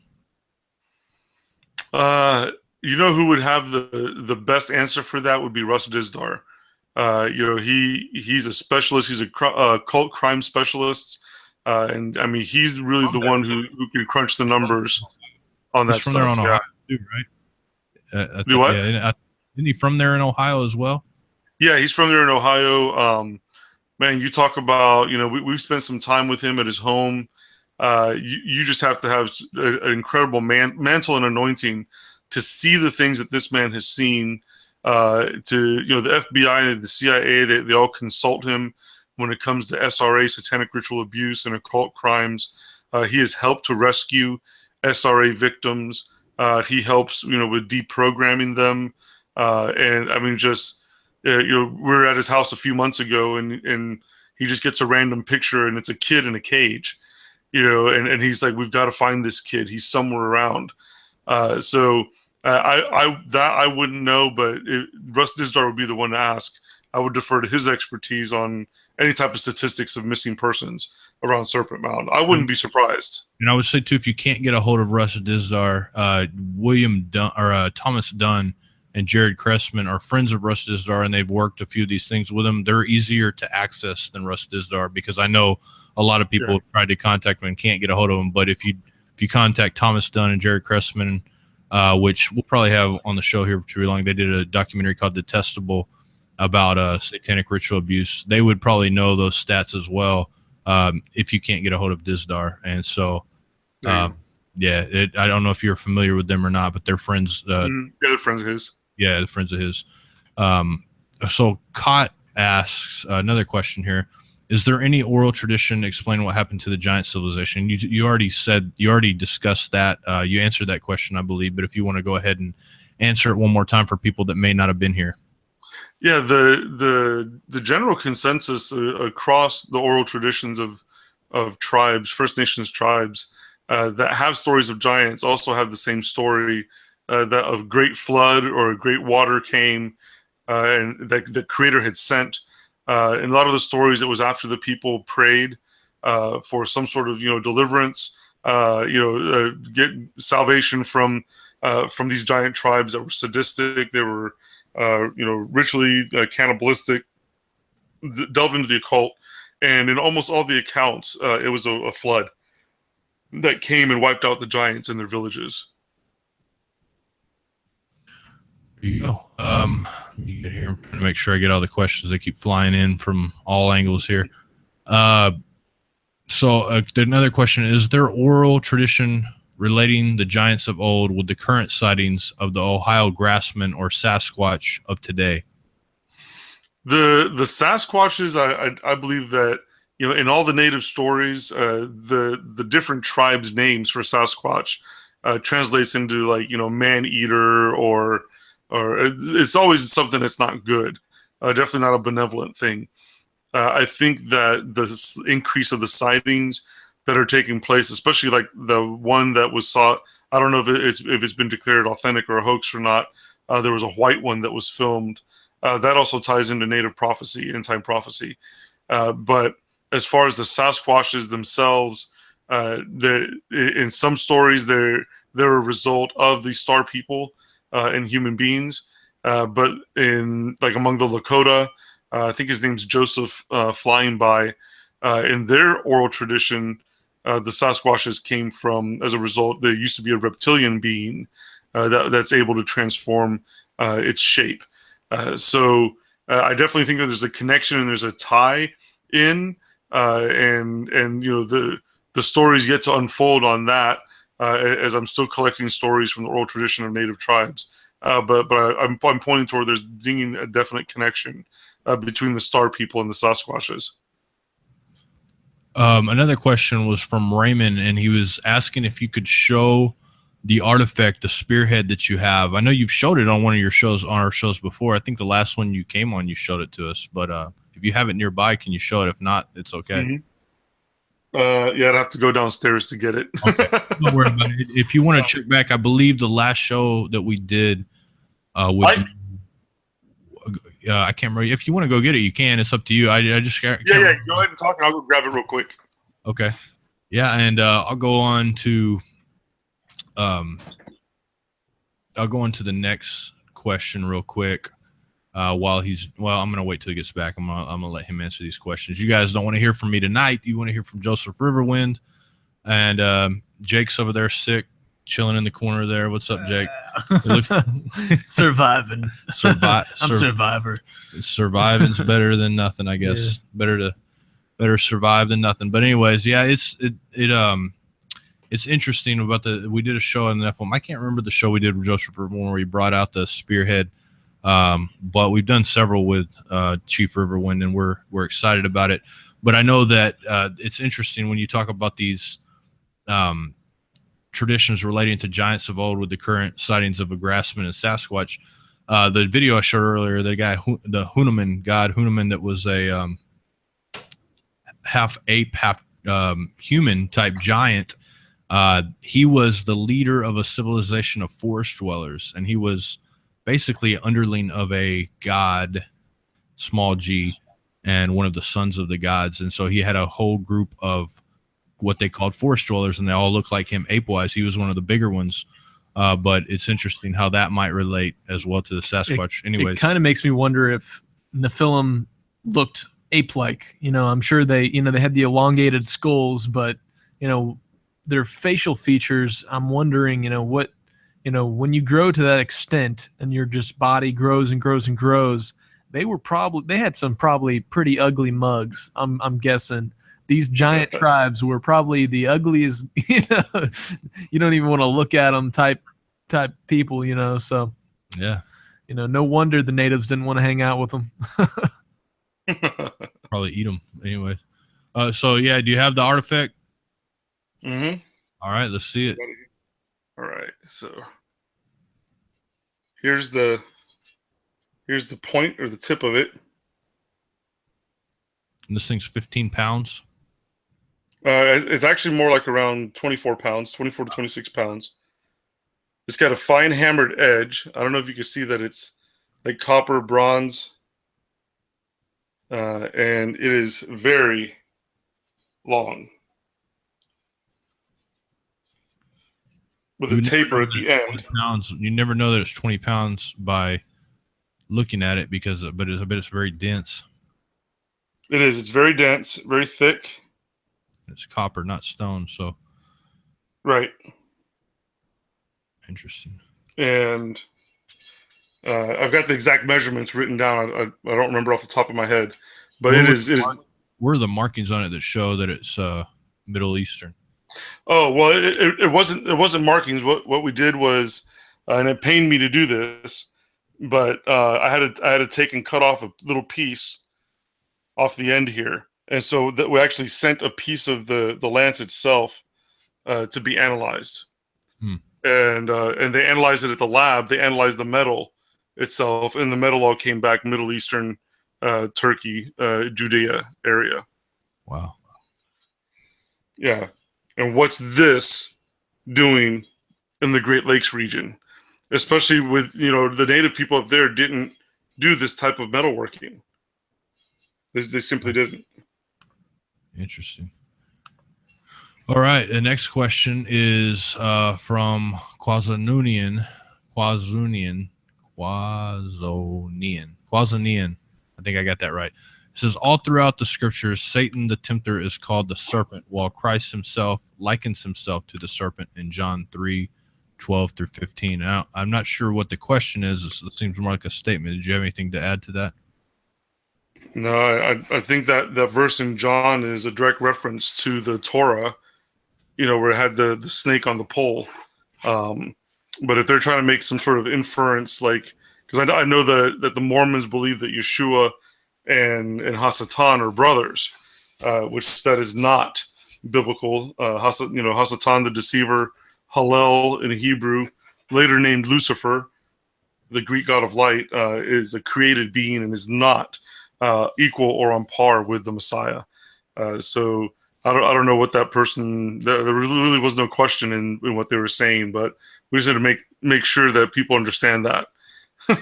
Yeah, it's when you read the Book of Enoch and you read a lot of these prophecies, you see that that's definitely not the case. I mean, I was reading the Book of Enoch, messianic prophecies in the Book of Enoch, and they're amazing, outright amazing. And it's interesting that there's a whole group of people denying the Messiah that used to love the Messiah and were called in through him. I don't know if you've seen that group of people that are doing that lately, but they all claim to believe in these extra biblical texts and these Dead Sea Scrolls, but I don't see how they can read the Book of Enoch and deny the Messiah. It's nearly impossible. Mm-hmm. Anyways, Allison asks, why did the giant tribes build the Serpent Mounds where they were built? Why they built them where they were built? If you notice, a lot of these places, some of these ancient sites are built on ley lines. Some of them are built, like with the case of this Serpent Mound, right near where this meteor struck. So you've got a charging of the land. You've got the stones that resonate. Even to some places, they give off magnetic or even sound frequencies.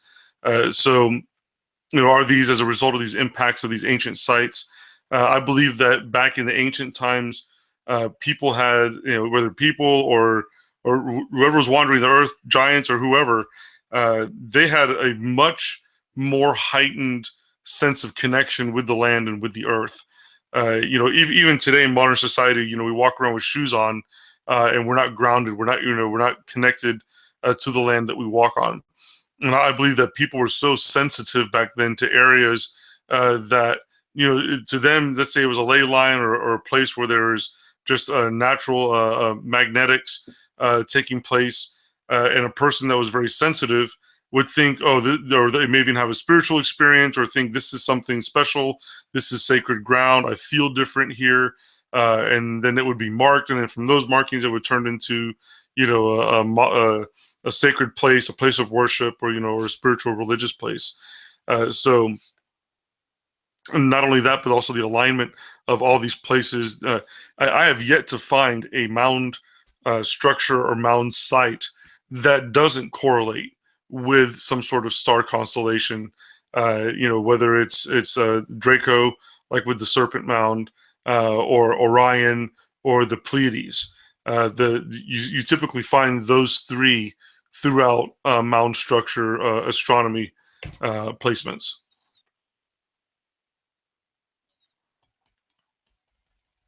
What's the significance of those particular constellations that you know of? Well, the Orion, in a lot of the traditional stories, and I mean even my father, my grandfather told me that it was from the warrior's belt, which is what we call Orion, from the warrior constellation. That it was from his belt that's where the star people came from. That was their point of origin in our oral tradition of where they would come from. The Pleiades, there's different tribes have different stories about the Pleiades. I think that Devil's Tower in Wyoming is a very interesting one. The Devil's Tower, it's called the Devil's Tower, but in the Lakota stories, it was young Lakota girls that were escaping from a bear that was chasing them, and as they got close to the monolith, they began to pray. They asked Wakantanka, the Great Spirit, for safety. And as they were praying for safety, they were actually elevated off the ground, and they continued to go up and up and up and up and up and up and ascend, and it became the Pleiades constellation, what we call the Pleiades.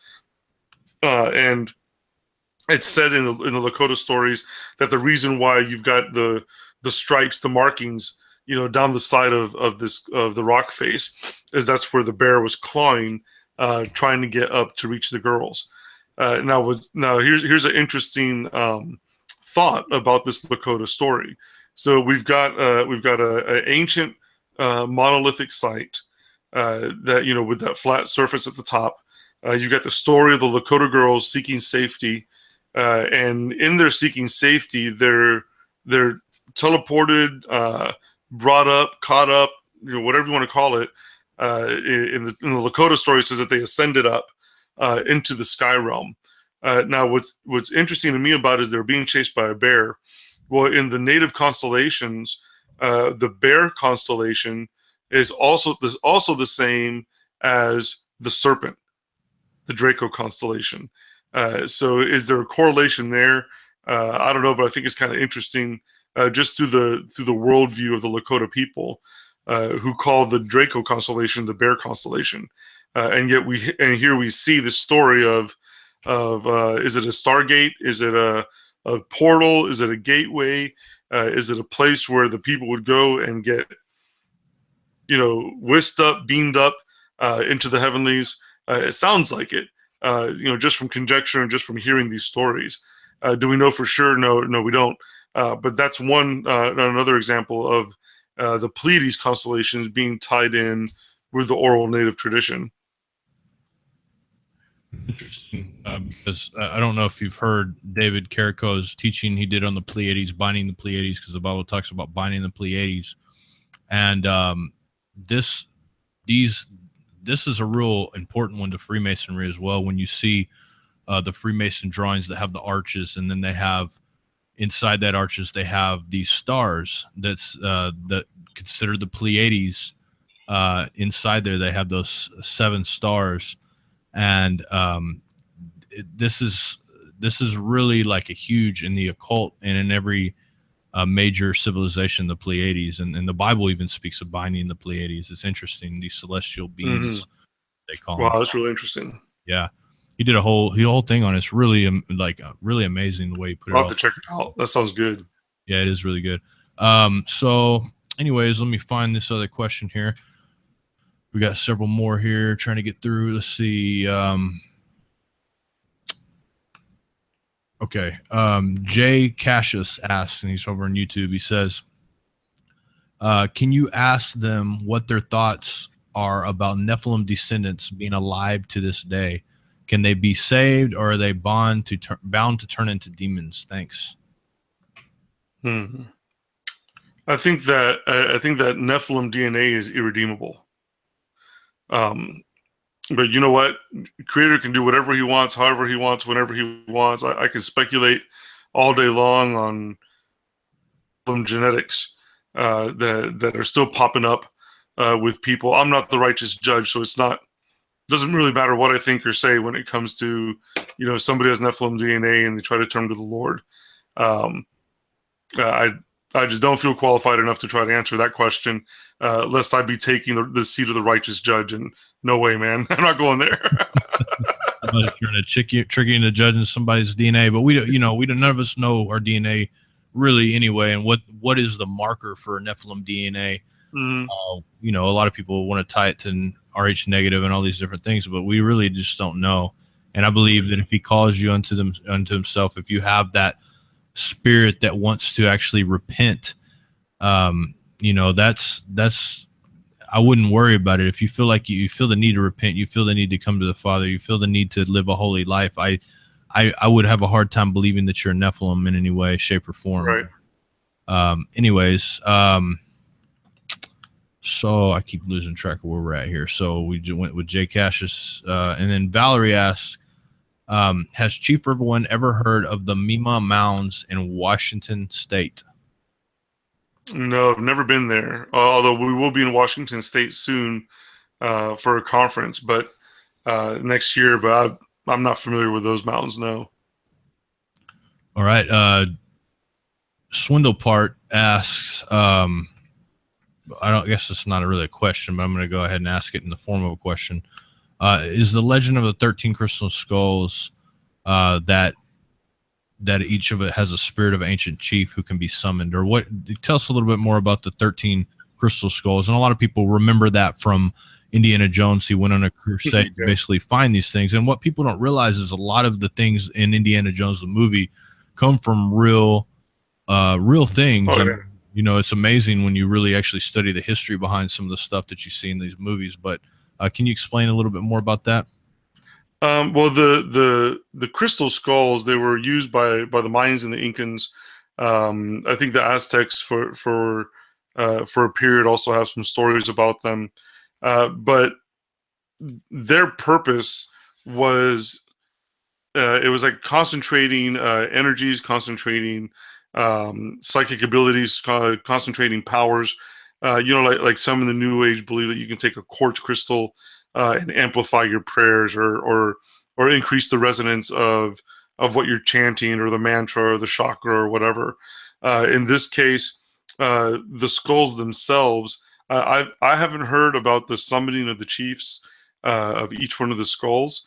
From what I've known, or from what I've heard, the skulls to be used for by Mayans is that they were used for scrying. They were used for remote viewing. They were used for traveling. What's that word? Astral projection. Astral projection.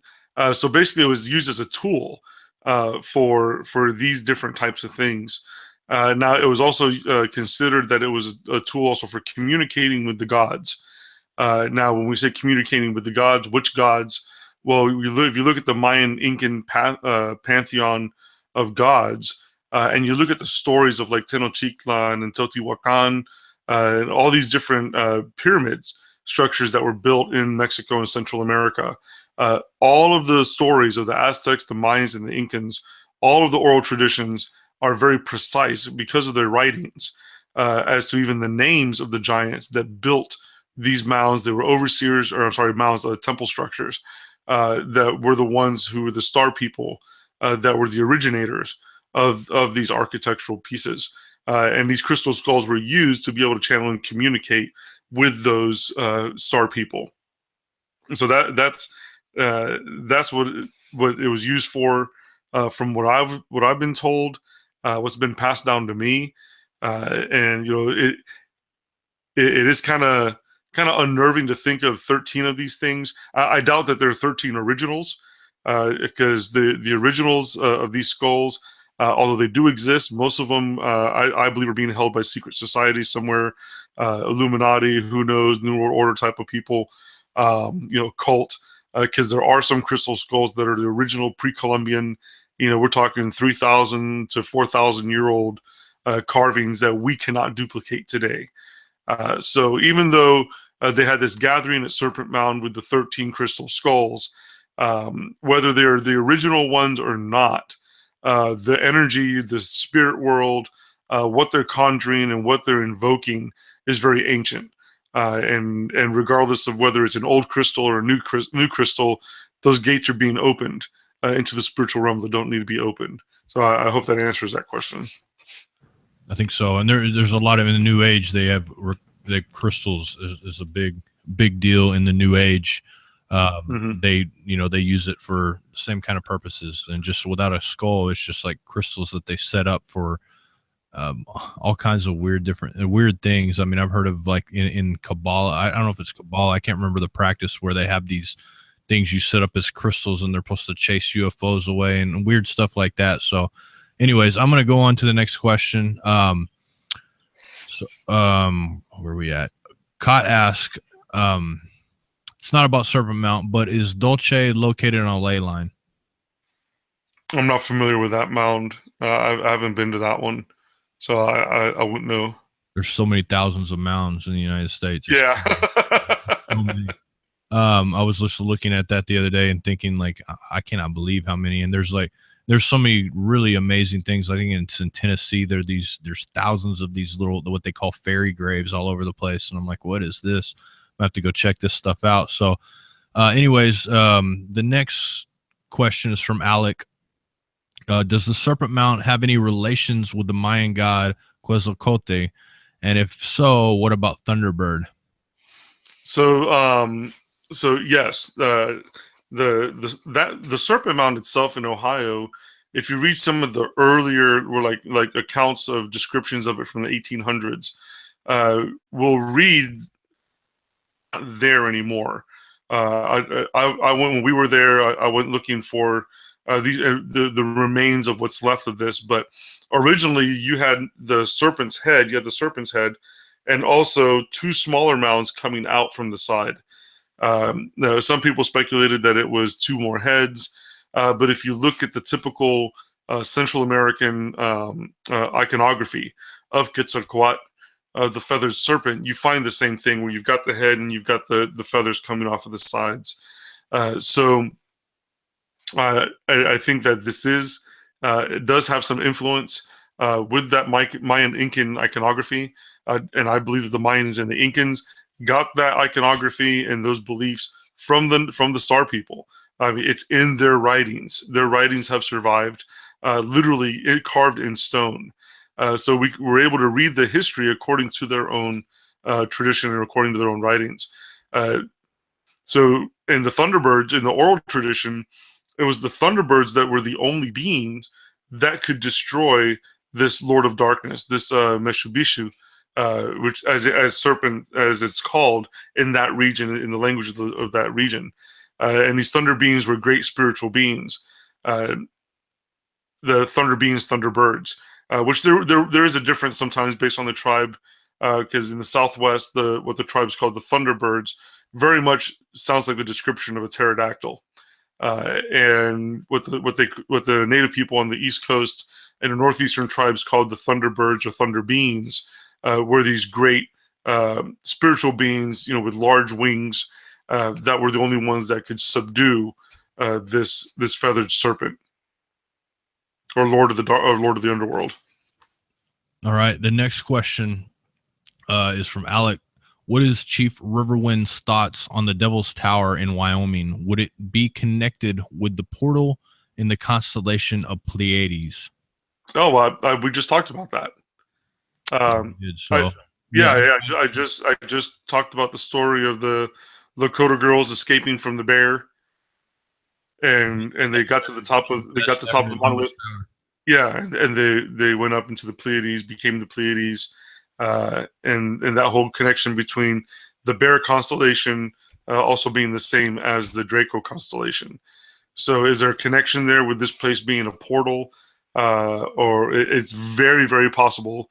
We have to think, how people described what they saw within the limits of their language back then, and then we're trying to translate that into the limits of our language today. For them to see or retell the story of these young girls being of ascending, of being taken up into the Pleiades when being chased by the bear. It sounds like a portal or some sort of gate to me. Which surprisingly, or maybe not surprisingly enough, Spielberg does a movie about Close Encounters of the Third Kind. Right there. So. Right. Yeah, I mean, it's really, there's a lot of odd coincidences associated with that. That's for sure. If you want to call them coincidences. So the next question is the Coyote of Song and a story of the trickster. If you're asking if Coyote is trickster, in a lot of the tribes, yes. The stories, there's different types of stories. There's oral tradition, it's the history, and then there's stories where animals are used to teach the children what not to do and what to do, how to act, life lessons. And trickster in a lot of the stories is the one who does everything contrary to what is good, contrary to what is right, contrary to what is honorable. And so in a lot of the stories about a lot of the stories about trickster, depending on the tribe, will depend on the animal depiction. For example, trickster can be a spider. In some native cultures, trickster can be the rabbit, like in the Muskogee Creek traditions and Cherokee traditions. Trickster can show himself as a rabbit. But for the most part, in most of the native stories and songs, Coyote was depicted as the trickster. Always hungry, always causing problems, always destroying marriages, relationships, sacred things. So to me, that's who Coyote is that embodiment of the trickster. Okay. Okay, let me see here. Leon asks, do tribes consider the Thunderbird to be a mystical creature or alive, or both? I think you kind of answered that, but yeah, I think it's both. Like I said before, in a lot of the southwestern tribes, their stories of the Thunderbirds are actual birds, or in some cases, I saw an old picture of some guys who were hunting in the Southwest, and you take the picture and you compare it to the native stories, the Southwestern native stories of the Thunderbird, and it very much sounds like an identical description of a pterodactyl. So you got a pterodactyl, which I believe is what the remnant, or what the people called the Thunderbird. And in other tribes, the Thunderbird was also called the Thunder Beings, and these were a more spiritual being, like a large angelic being that was a protector of the people. That was one that would fight the Uktina or the maybe Shu, the horned serpent. So there's a spiritual Thunderbird, Thunder Being, and a physical one. I hope that answered the question. All right. Christian asks, was there spiritual significance to scalping people, and what is scalping about? Scalping is not a tradition that was started by Native people. Back during the French and Indian Wars, the government actually placed a bounty on Native people's heads. And it was started by French mercenaries. And the bounty was, if I remember right, if you took a man's scalp, it was $3. If you took a woman's scalp, it was $2. And if you took a child's scalp, it was $1. So French mercenaries were the ones who started scalping. And in the traditional Native ways, the concept of eye for an eye and tooth for a tooth was a core of First Nation civilization as a law, as an instruction. So, for example, if our families got into a fight and you killed my brother, then I had every right to come and kill your brother. But in the native way, that ended the dispute. Everything was done. Weapons were put. It's finished. It was an eye for an eye, tooth for a tooth. Well, what ended up happening was, as the government put the bounty on the scalps of native people, including children, the French mercenaries took the government up on that offer. And so when a mother or a daughter or a grandson was scalped, well, in turn, the native people would retaliate with that same method that was used against them. Of course, in the native way, okay, we finished it, it's done, the count has been balanced, we'll go back to what we were doing, and we'll mourn the loss of so-and-so and such and such. But of course, the Europeans saw it as just, oh, well, they attacked, now we're going to attack back. And instead, it would just escalate and escalate and escalate into battles and massacres. Of course, if the U.S. government won, it was called a battle. If the native ones, it was called a massacre. So scalping was very new to native people. It's not really a tradition that was always among the tribes. Right. The next question is from Moonpie. Can you give the Indian names for the people of the tassels and the people of the scrolls? And I think you're going to like this name because it sounds really similar to a name you're probably familiar with. So we're all preparing to go to the land of the Northern Cheyenne. John, you're going to be there, and Jake and Dr. Pigeon, I believe, is also going to be coming up there, as well as some of our team. So the Cheyenne tribe, their name for themselves, their traditional name, because Cheyenne is a very modern construct of their name. But this was told to me by a former Arrow priest of the Cheyenne Nation. That's the holy man of the tribe that I met when I was in the military, and he's passed now. But he told me that the original name of the Cheyenne was Tsitzitsa, which means the people of the fringes. And it sounds just like Zitzit in numbers. So Tsitzitsa is how they pronounce it. If I've got a picture of the sign that says "Welcome to the home of the Northern Cheyenne Nation." Matter of fact, I posted it on the NIUC TV Fellowship group, so you can see it on there where it's even spelled out, almost identical to Zitzit. And the people of the scroll, that was in Cherokee, and I can't remember how it was that it's pronounced in Cherokee. But I've got that in my book. Not the name, not the translation in Cherokee, though. I actually found that looking at a U.S. Geological Survey, and in the survey, these surveyors back in the 1800s, late 1800s, wrote in their report how they were finding different mines, and in these different mines, they were finding different types of tools. And when they saw 3 Cherokee warriors coming through the woods down one of the trails, they stopped them. The surveyors did, and did some trading and asked the Cherokee men about these other mines. And the Cherokee men told them that there was one set of mines that yes belonged to them. This is in the North Georgia region, but the other mines belonged to the people of the scroll, who were a dark-skinned, bearded people. And so that, of all the places to find recollection of these men on this journey, a U.S. Geological Survey. So I've got that in my book. That's what the old ones say. It's one of my sources there, and you can look it up and find it. But unfortunately, it didn't say the name in Cherokee of how to say people of the scrolls. Interesting. And so we got just let's see, 4 more questions here. So we can probably, I think some of them are, are pretty quick questions here. Lag asks, is there anything about the giants returning in the native lore? That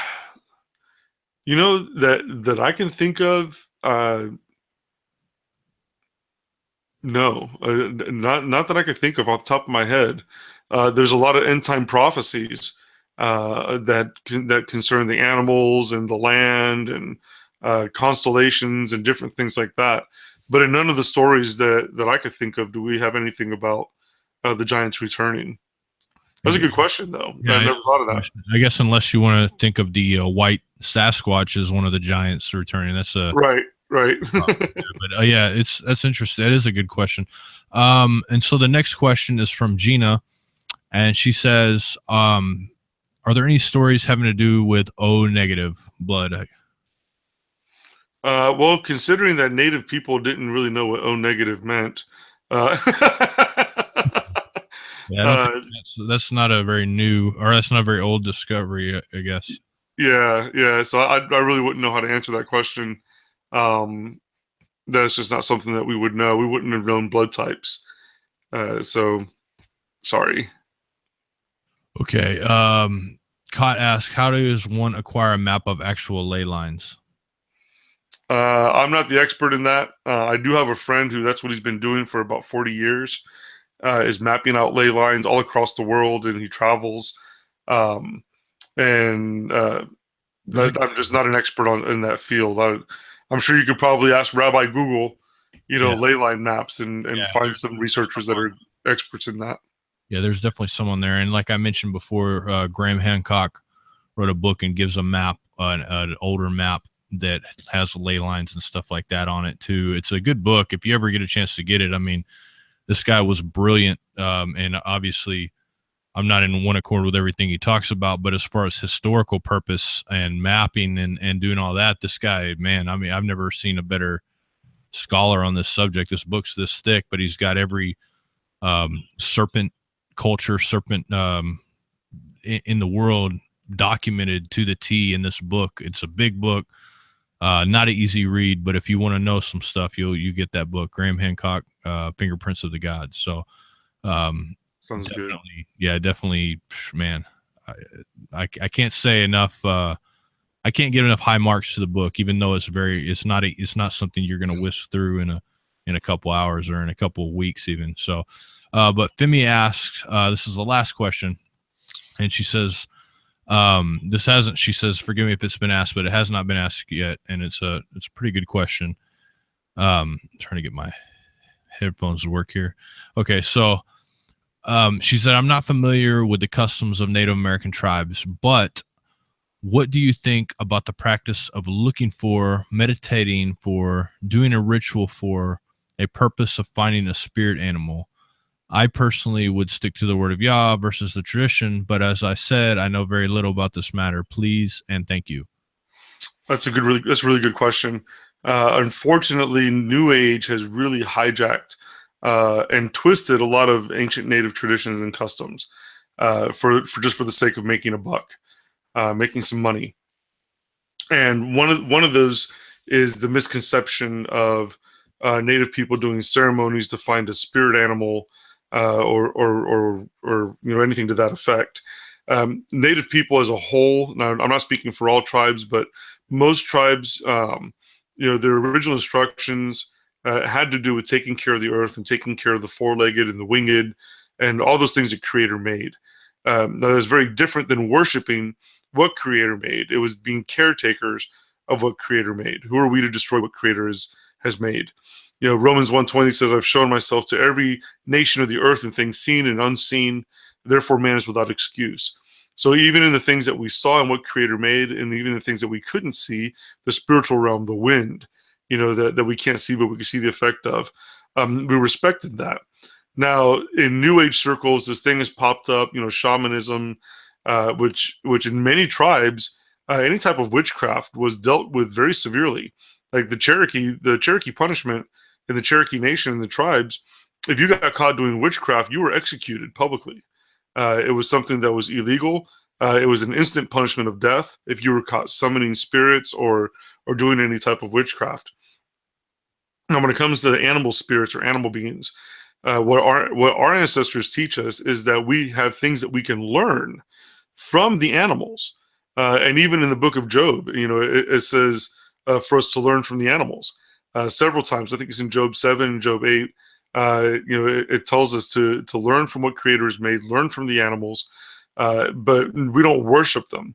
Now, the idea of a spirit guide, that's where some of the New Age twisting comes in. The only spirit guide I need is the Holy Spirit. That's the only spirit guide any of us needs. Now, if say I'm praying for something and Creator happens to send an eagle to fly by as I'm doing a specific prayer as a confirmation, that's different. That's not a spirit animal. The concept of spirit animals and fasting and ceremonies for that, a lot of it is not rooted in Native tradition. While the concept of learning from those animals, like say for example, you went through manhood ceremony or you went through womanhood ceremony, And then there's a certain animal that shows up while you're fasting. You're fasting for 4 days, no food and no water, and you go through a cleansing ceremony before you go through lodge, and then you go. You're fasting 4 days, no water, no food. You're praying, and certain animals show up, or you would make note of those animals, and not to pray for them. They're not your spirit animal, but Creator sent you those animals to teach you something. And so then you would take those animals, whether it's a wolf or a hummingbird or whatever animal it is that appeared during that fast, during that ceremony, and then you would pray to Creator and ask, what are you trying to teach me from the attributes of this animal? Like a wolf teaches us about pack, teaches us about our family, teaches us about being protective over our cubs, being protective over our territory, taking care of our elders. There's so much that a wolf can teach us, but it doesn't make it our guide. So I hope that answers your question. We have to really be able to sift through the New Age junk, and a lot of the New Age stuff, or stuff that says that is writing about native spirituality or religion, is New Age made up junk. I mean, it literally is. To even where traditionalists, not even Christian believers, or Messianic or any type of believers, but even the traditionalists, are speaking out against the New Age exploitation of a lot of these ways for making money. Yeah, I mean, like you said, and my headphones are acting up here, but like you said, that stands for any religion. I mean, the church is full of New Age practices, and they've adapted into their pagan ways. So, you have that, and no matter what you're going to do, there's always going to be that infiltration. But anyways, that is the last question. Well, we've went over 15 minutes over tonight, but it was a really, really good show. We're thankful to even just to be able to have you on, man. It's always a pleasure talking to you, and I'm really excited to meet you face to face. And I know Jake is as well. He's over there sitting. It looks like you're laying down, Jake, the way you got like you're barely there. So, but we're losing them. Melting into my seat over here. Yeah, he's we'll give him a little slack. He's been throwing up for the past 24 hours. We'll cut him a little bit of slack on it, but still got to make fun of him for laying down. Looks like he's like a little kid sitting up and trying to peek over the desk there. So, well, I do have Laurelyn came up and she said she gave me the better numbers and statistics when I was talking about the paranormal conference that came, and I think it says 10 attempted suicides, and 9 overdoses. 1 was fatal. So I just wanted to make sure I get the correct numbers out there. But folks, if there's anything, be prayed up during this. We're coming up to Hasatan, the deceiver's highest unholy day of the year. Jokingly, people would talk about, oh, well, Native Americans are pagan and this and that. And I would jokingly say back, okay, well, you tell me that while you're celebrating Christmas and Easter, which are rooted in occult paganism. But all that to say, we have to be armored up. We have to be ready. The spiritual attacks on believers is more concerted. The efforts are more in your face. I mean, when you have covens calling for ceremonies to cast spells and curses against the president of the United States, and they're doing it publicly, and Charisma Magazine puts out a survey saying that approximately 65% of Christians in the church don't even believe demons exist. There is a problem, and we wonder why people aren't going to the church. We wonder why people want nothing to do with established, religious assemblies when there's no power there, when spiritual warfare isn't being taught, when these topics that you guys bring up and these topics of the occult, the Illuminati, these things aren't all conspiracies. It's a conspiracy if it's not true, but there's truth behind all of this. And we have to be ready more than ever. We've got intercessors that are going to be praying just for you guys, because you're coming to this reservation, and the reservation, the spirit world is wide open, especially where we're going. I sent Jake a message too, and I sent you a message about this. Where we're going is a hotspot for UFO activity. So, are we going to see something while we're out there? I don't know, but we're definitely going to be prayed up. We're going to be interceding. If anyone who's listening would like to sponsor someone to go on this trip, It's $150. That covers 16 meals. It covers their insurance. And we're looking for sponsors for the Anishinaabe, White Earth, people who are wanting to go on this mission trip. Someone who's never left the reservation and gone to another reservation to see how other tribes live. And it'll be their first time going out, which is awesome. After ministering here and seeing Native leaders starting to pick up that mantle. So, be in prayer about sponsoring, people to go on this trip. But more importantly, be armored up.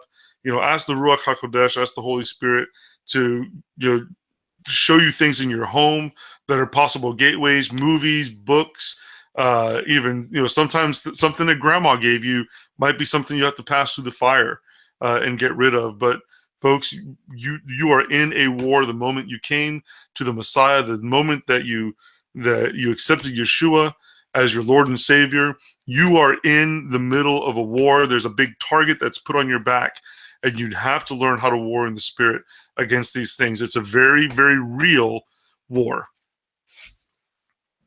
Amen. And thank you so much, Chief Riverwind. We appreciate you, and we will see you soon. And thank you for all of our listeners. You guys have been great. A lot of really, really good questions. And we're excited to have family like you guys, people like you guys that have just broken the barriers of society. Basically, you've looked past you've looked past the things that the world's trying to trick you with. You've looked past that, and it's really neat to have you guys. I call you friends, family, whatever you want to call it. To have you guys around to be able to just speak with, and I know Joseph and Jake feel the same way, and I couldn't ask for more. And so I don't know. I think we have a show scheduled tomorrow night. We'll be doing it from Denver. I tried to make sure we found a place that has Wi-Fi so we can continue doing the shows. We're going to try to do virtual house. We're meeting with a couple fellowships while we're in Denver area. We're going to be meeting with a couple of different fellowships on, I think, Friday and Saturday. So we'll be speaking there and talking with them, and then we'll be shooting. So we'll be busy the whole time, but we're still going to do the Midnight Ride. We're still going to do virtual house church, Yah willing, obviously, and hopefully still do a show tomorrow night. So like Chief Joseph said, keep us on your prayers. We will be praying for you as well. This is a major satanic holiday coming up where people are sacrificed, animals are sacrificed, humans, children are being abducted like crazy for these rituals. And this is a major day. And it's not just a major day for the lowlifes of society. It's a major day for a lot of the people that are actually considered the leaders. I would say the bleeders of this country, and they practice these days, and they have very high access to these people, these children, to whatever. And so just be in prayer. The enemy is going to be, and his servants are going to be working double overtime. Let's work double overtime too, and be in prayer against these things. And so anyways, good night, guys. High five. Jake, you're going to wake up over there and give us high five, man? He's forcing that. I can tell he's hurting right now. But anyways, thank you. Thank you, guys. Good night, guys. Good night.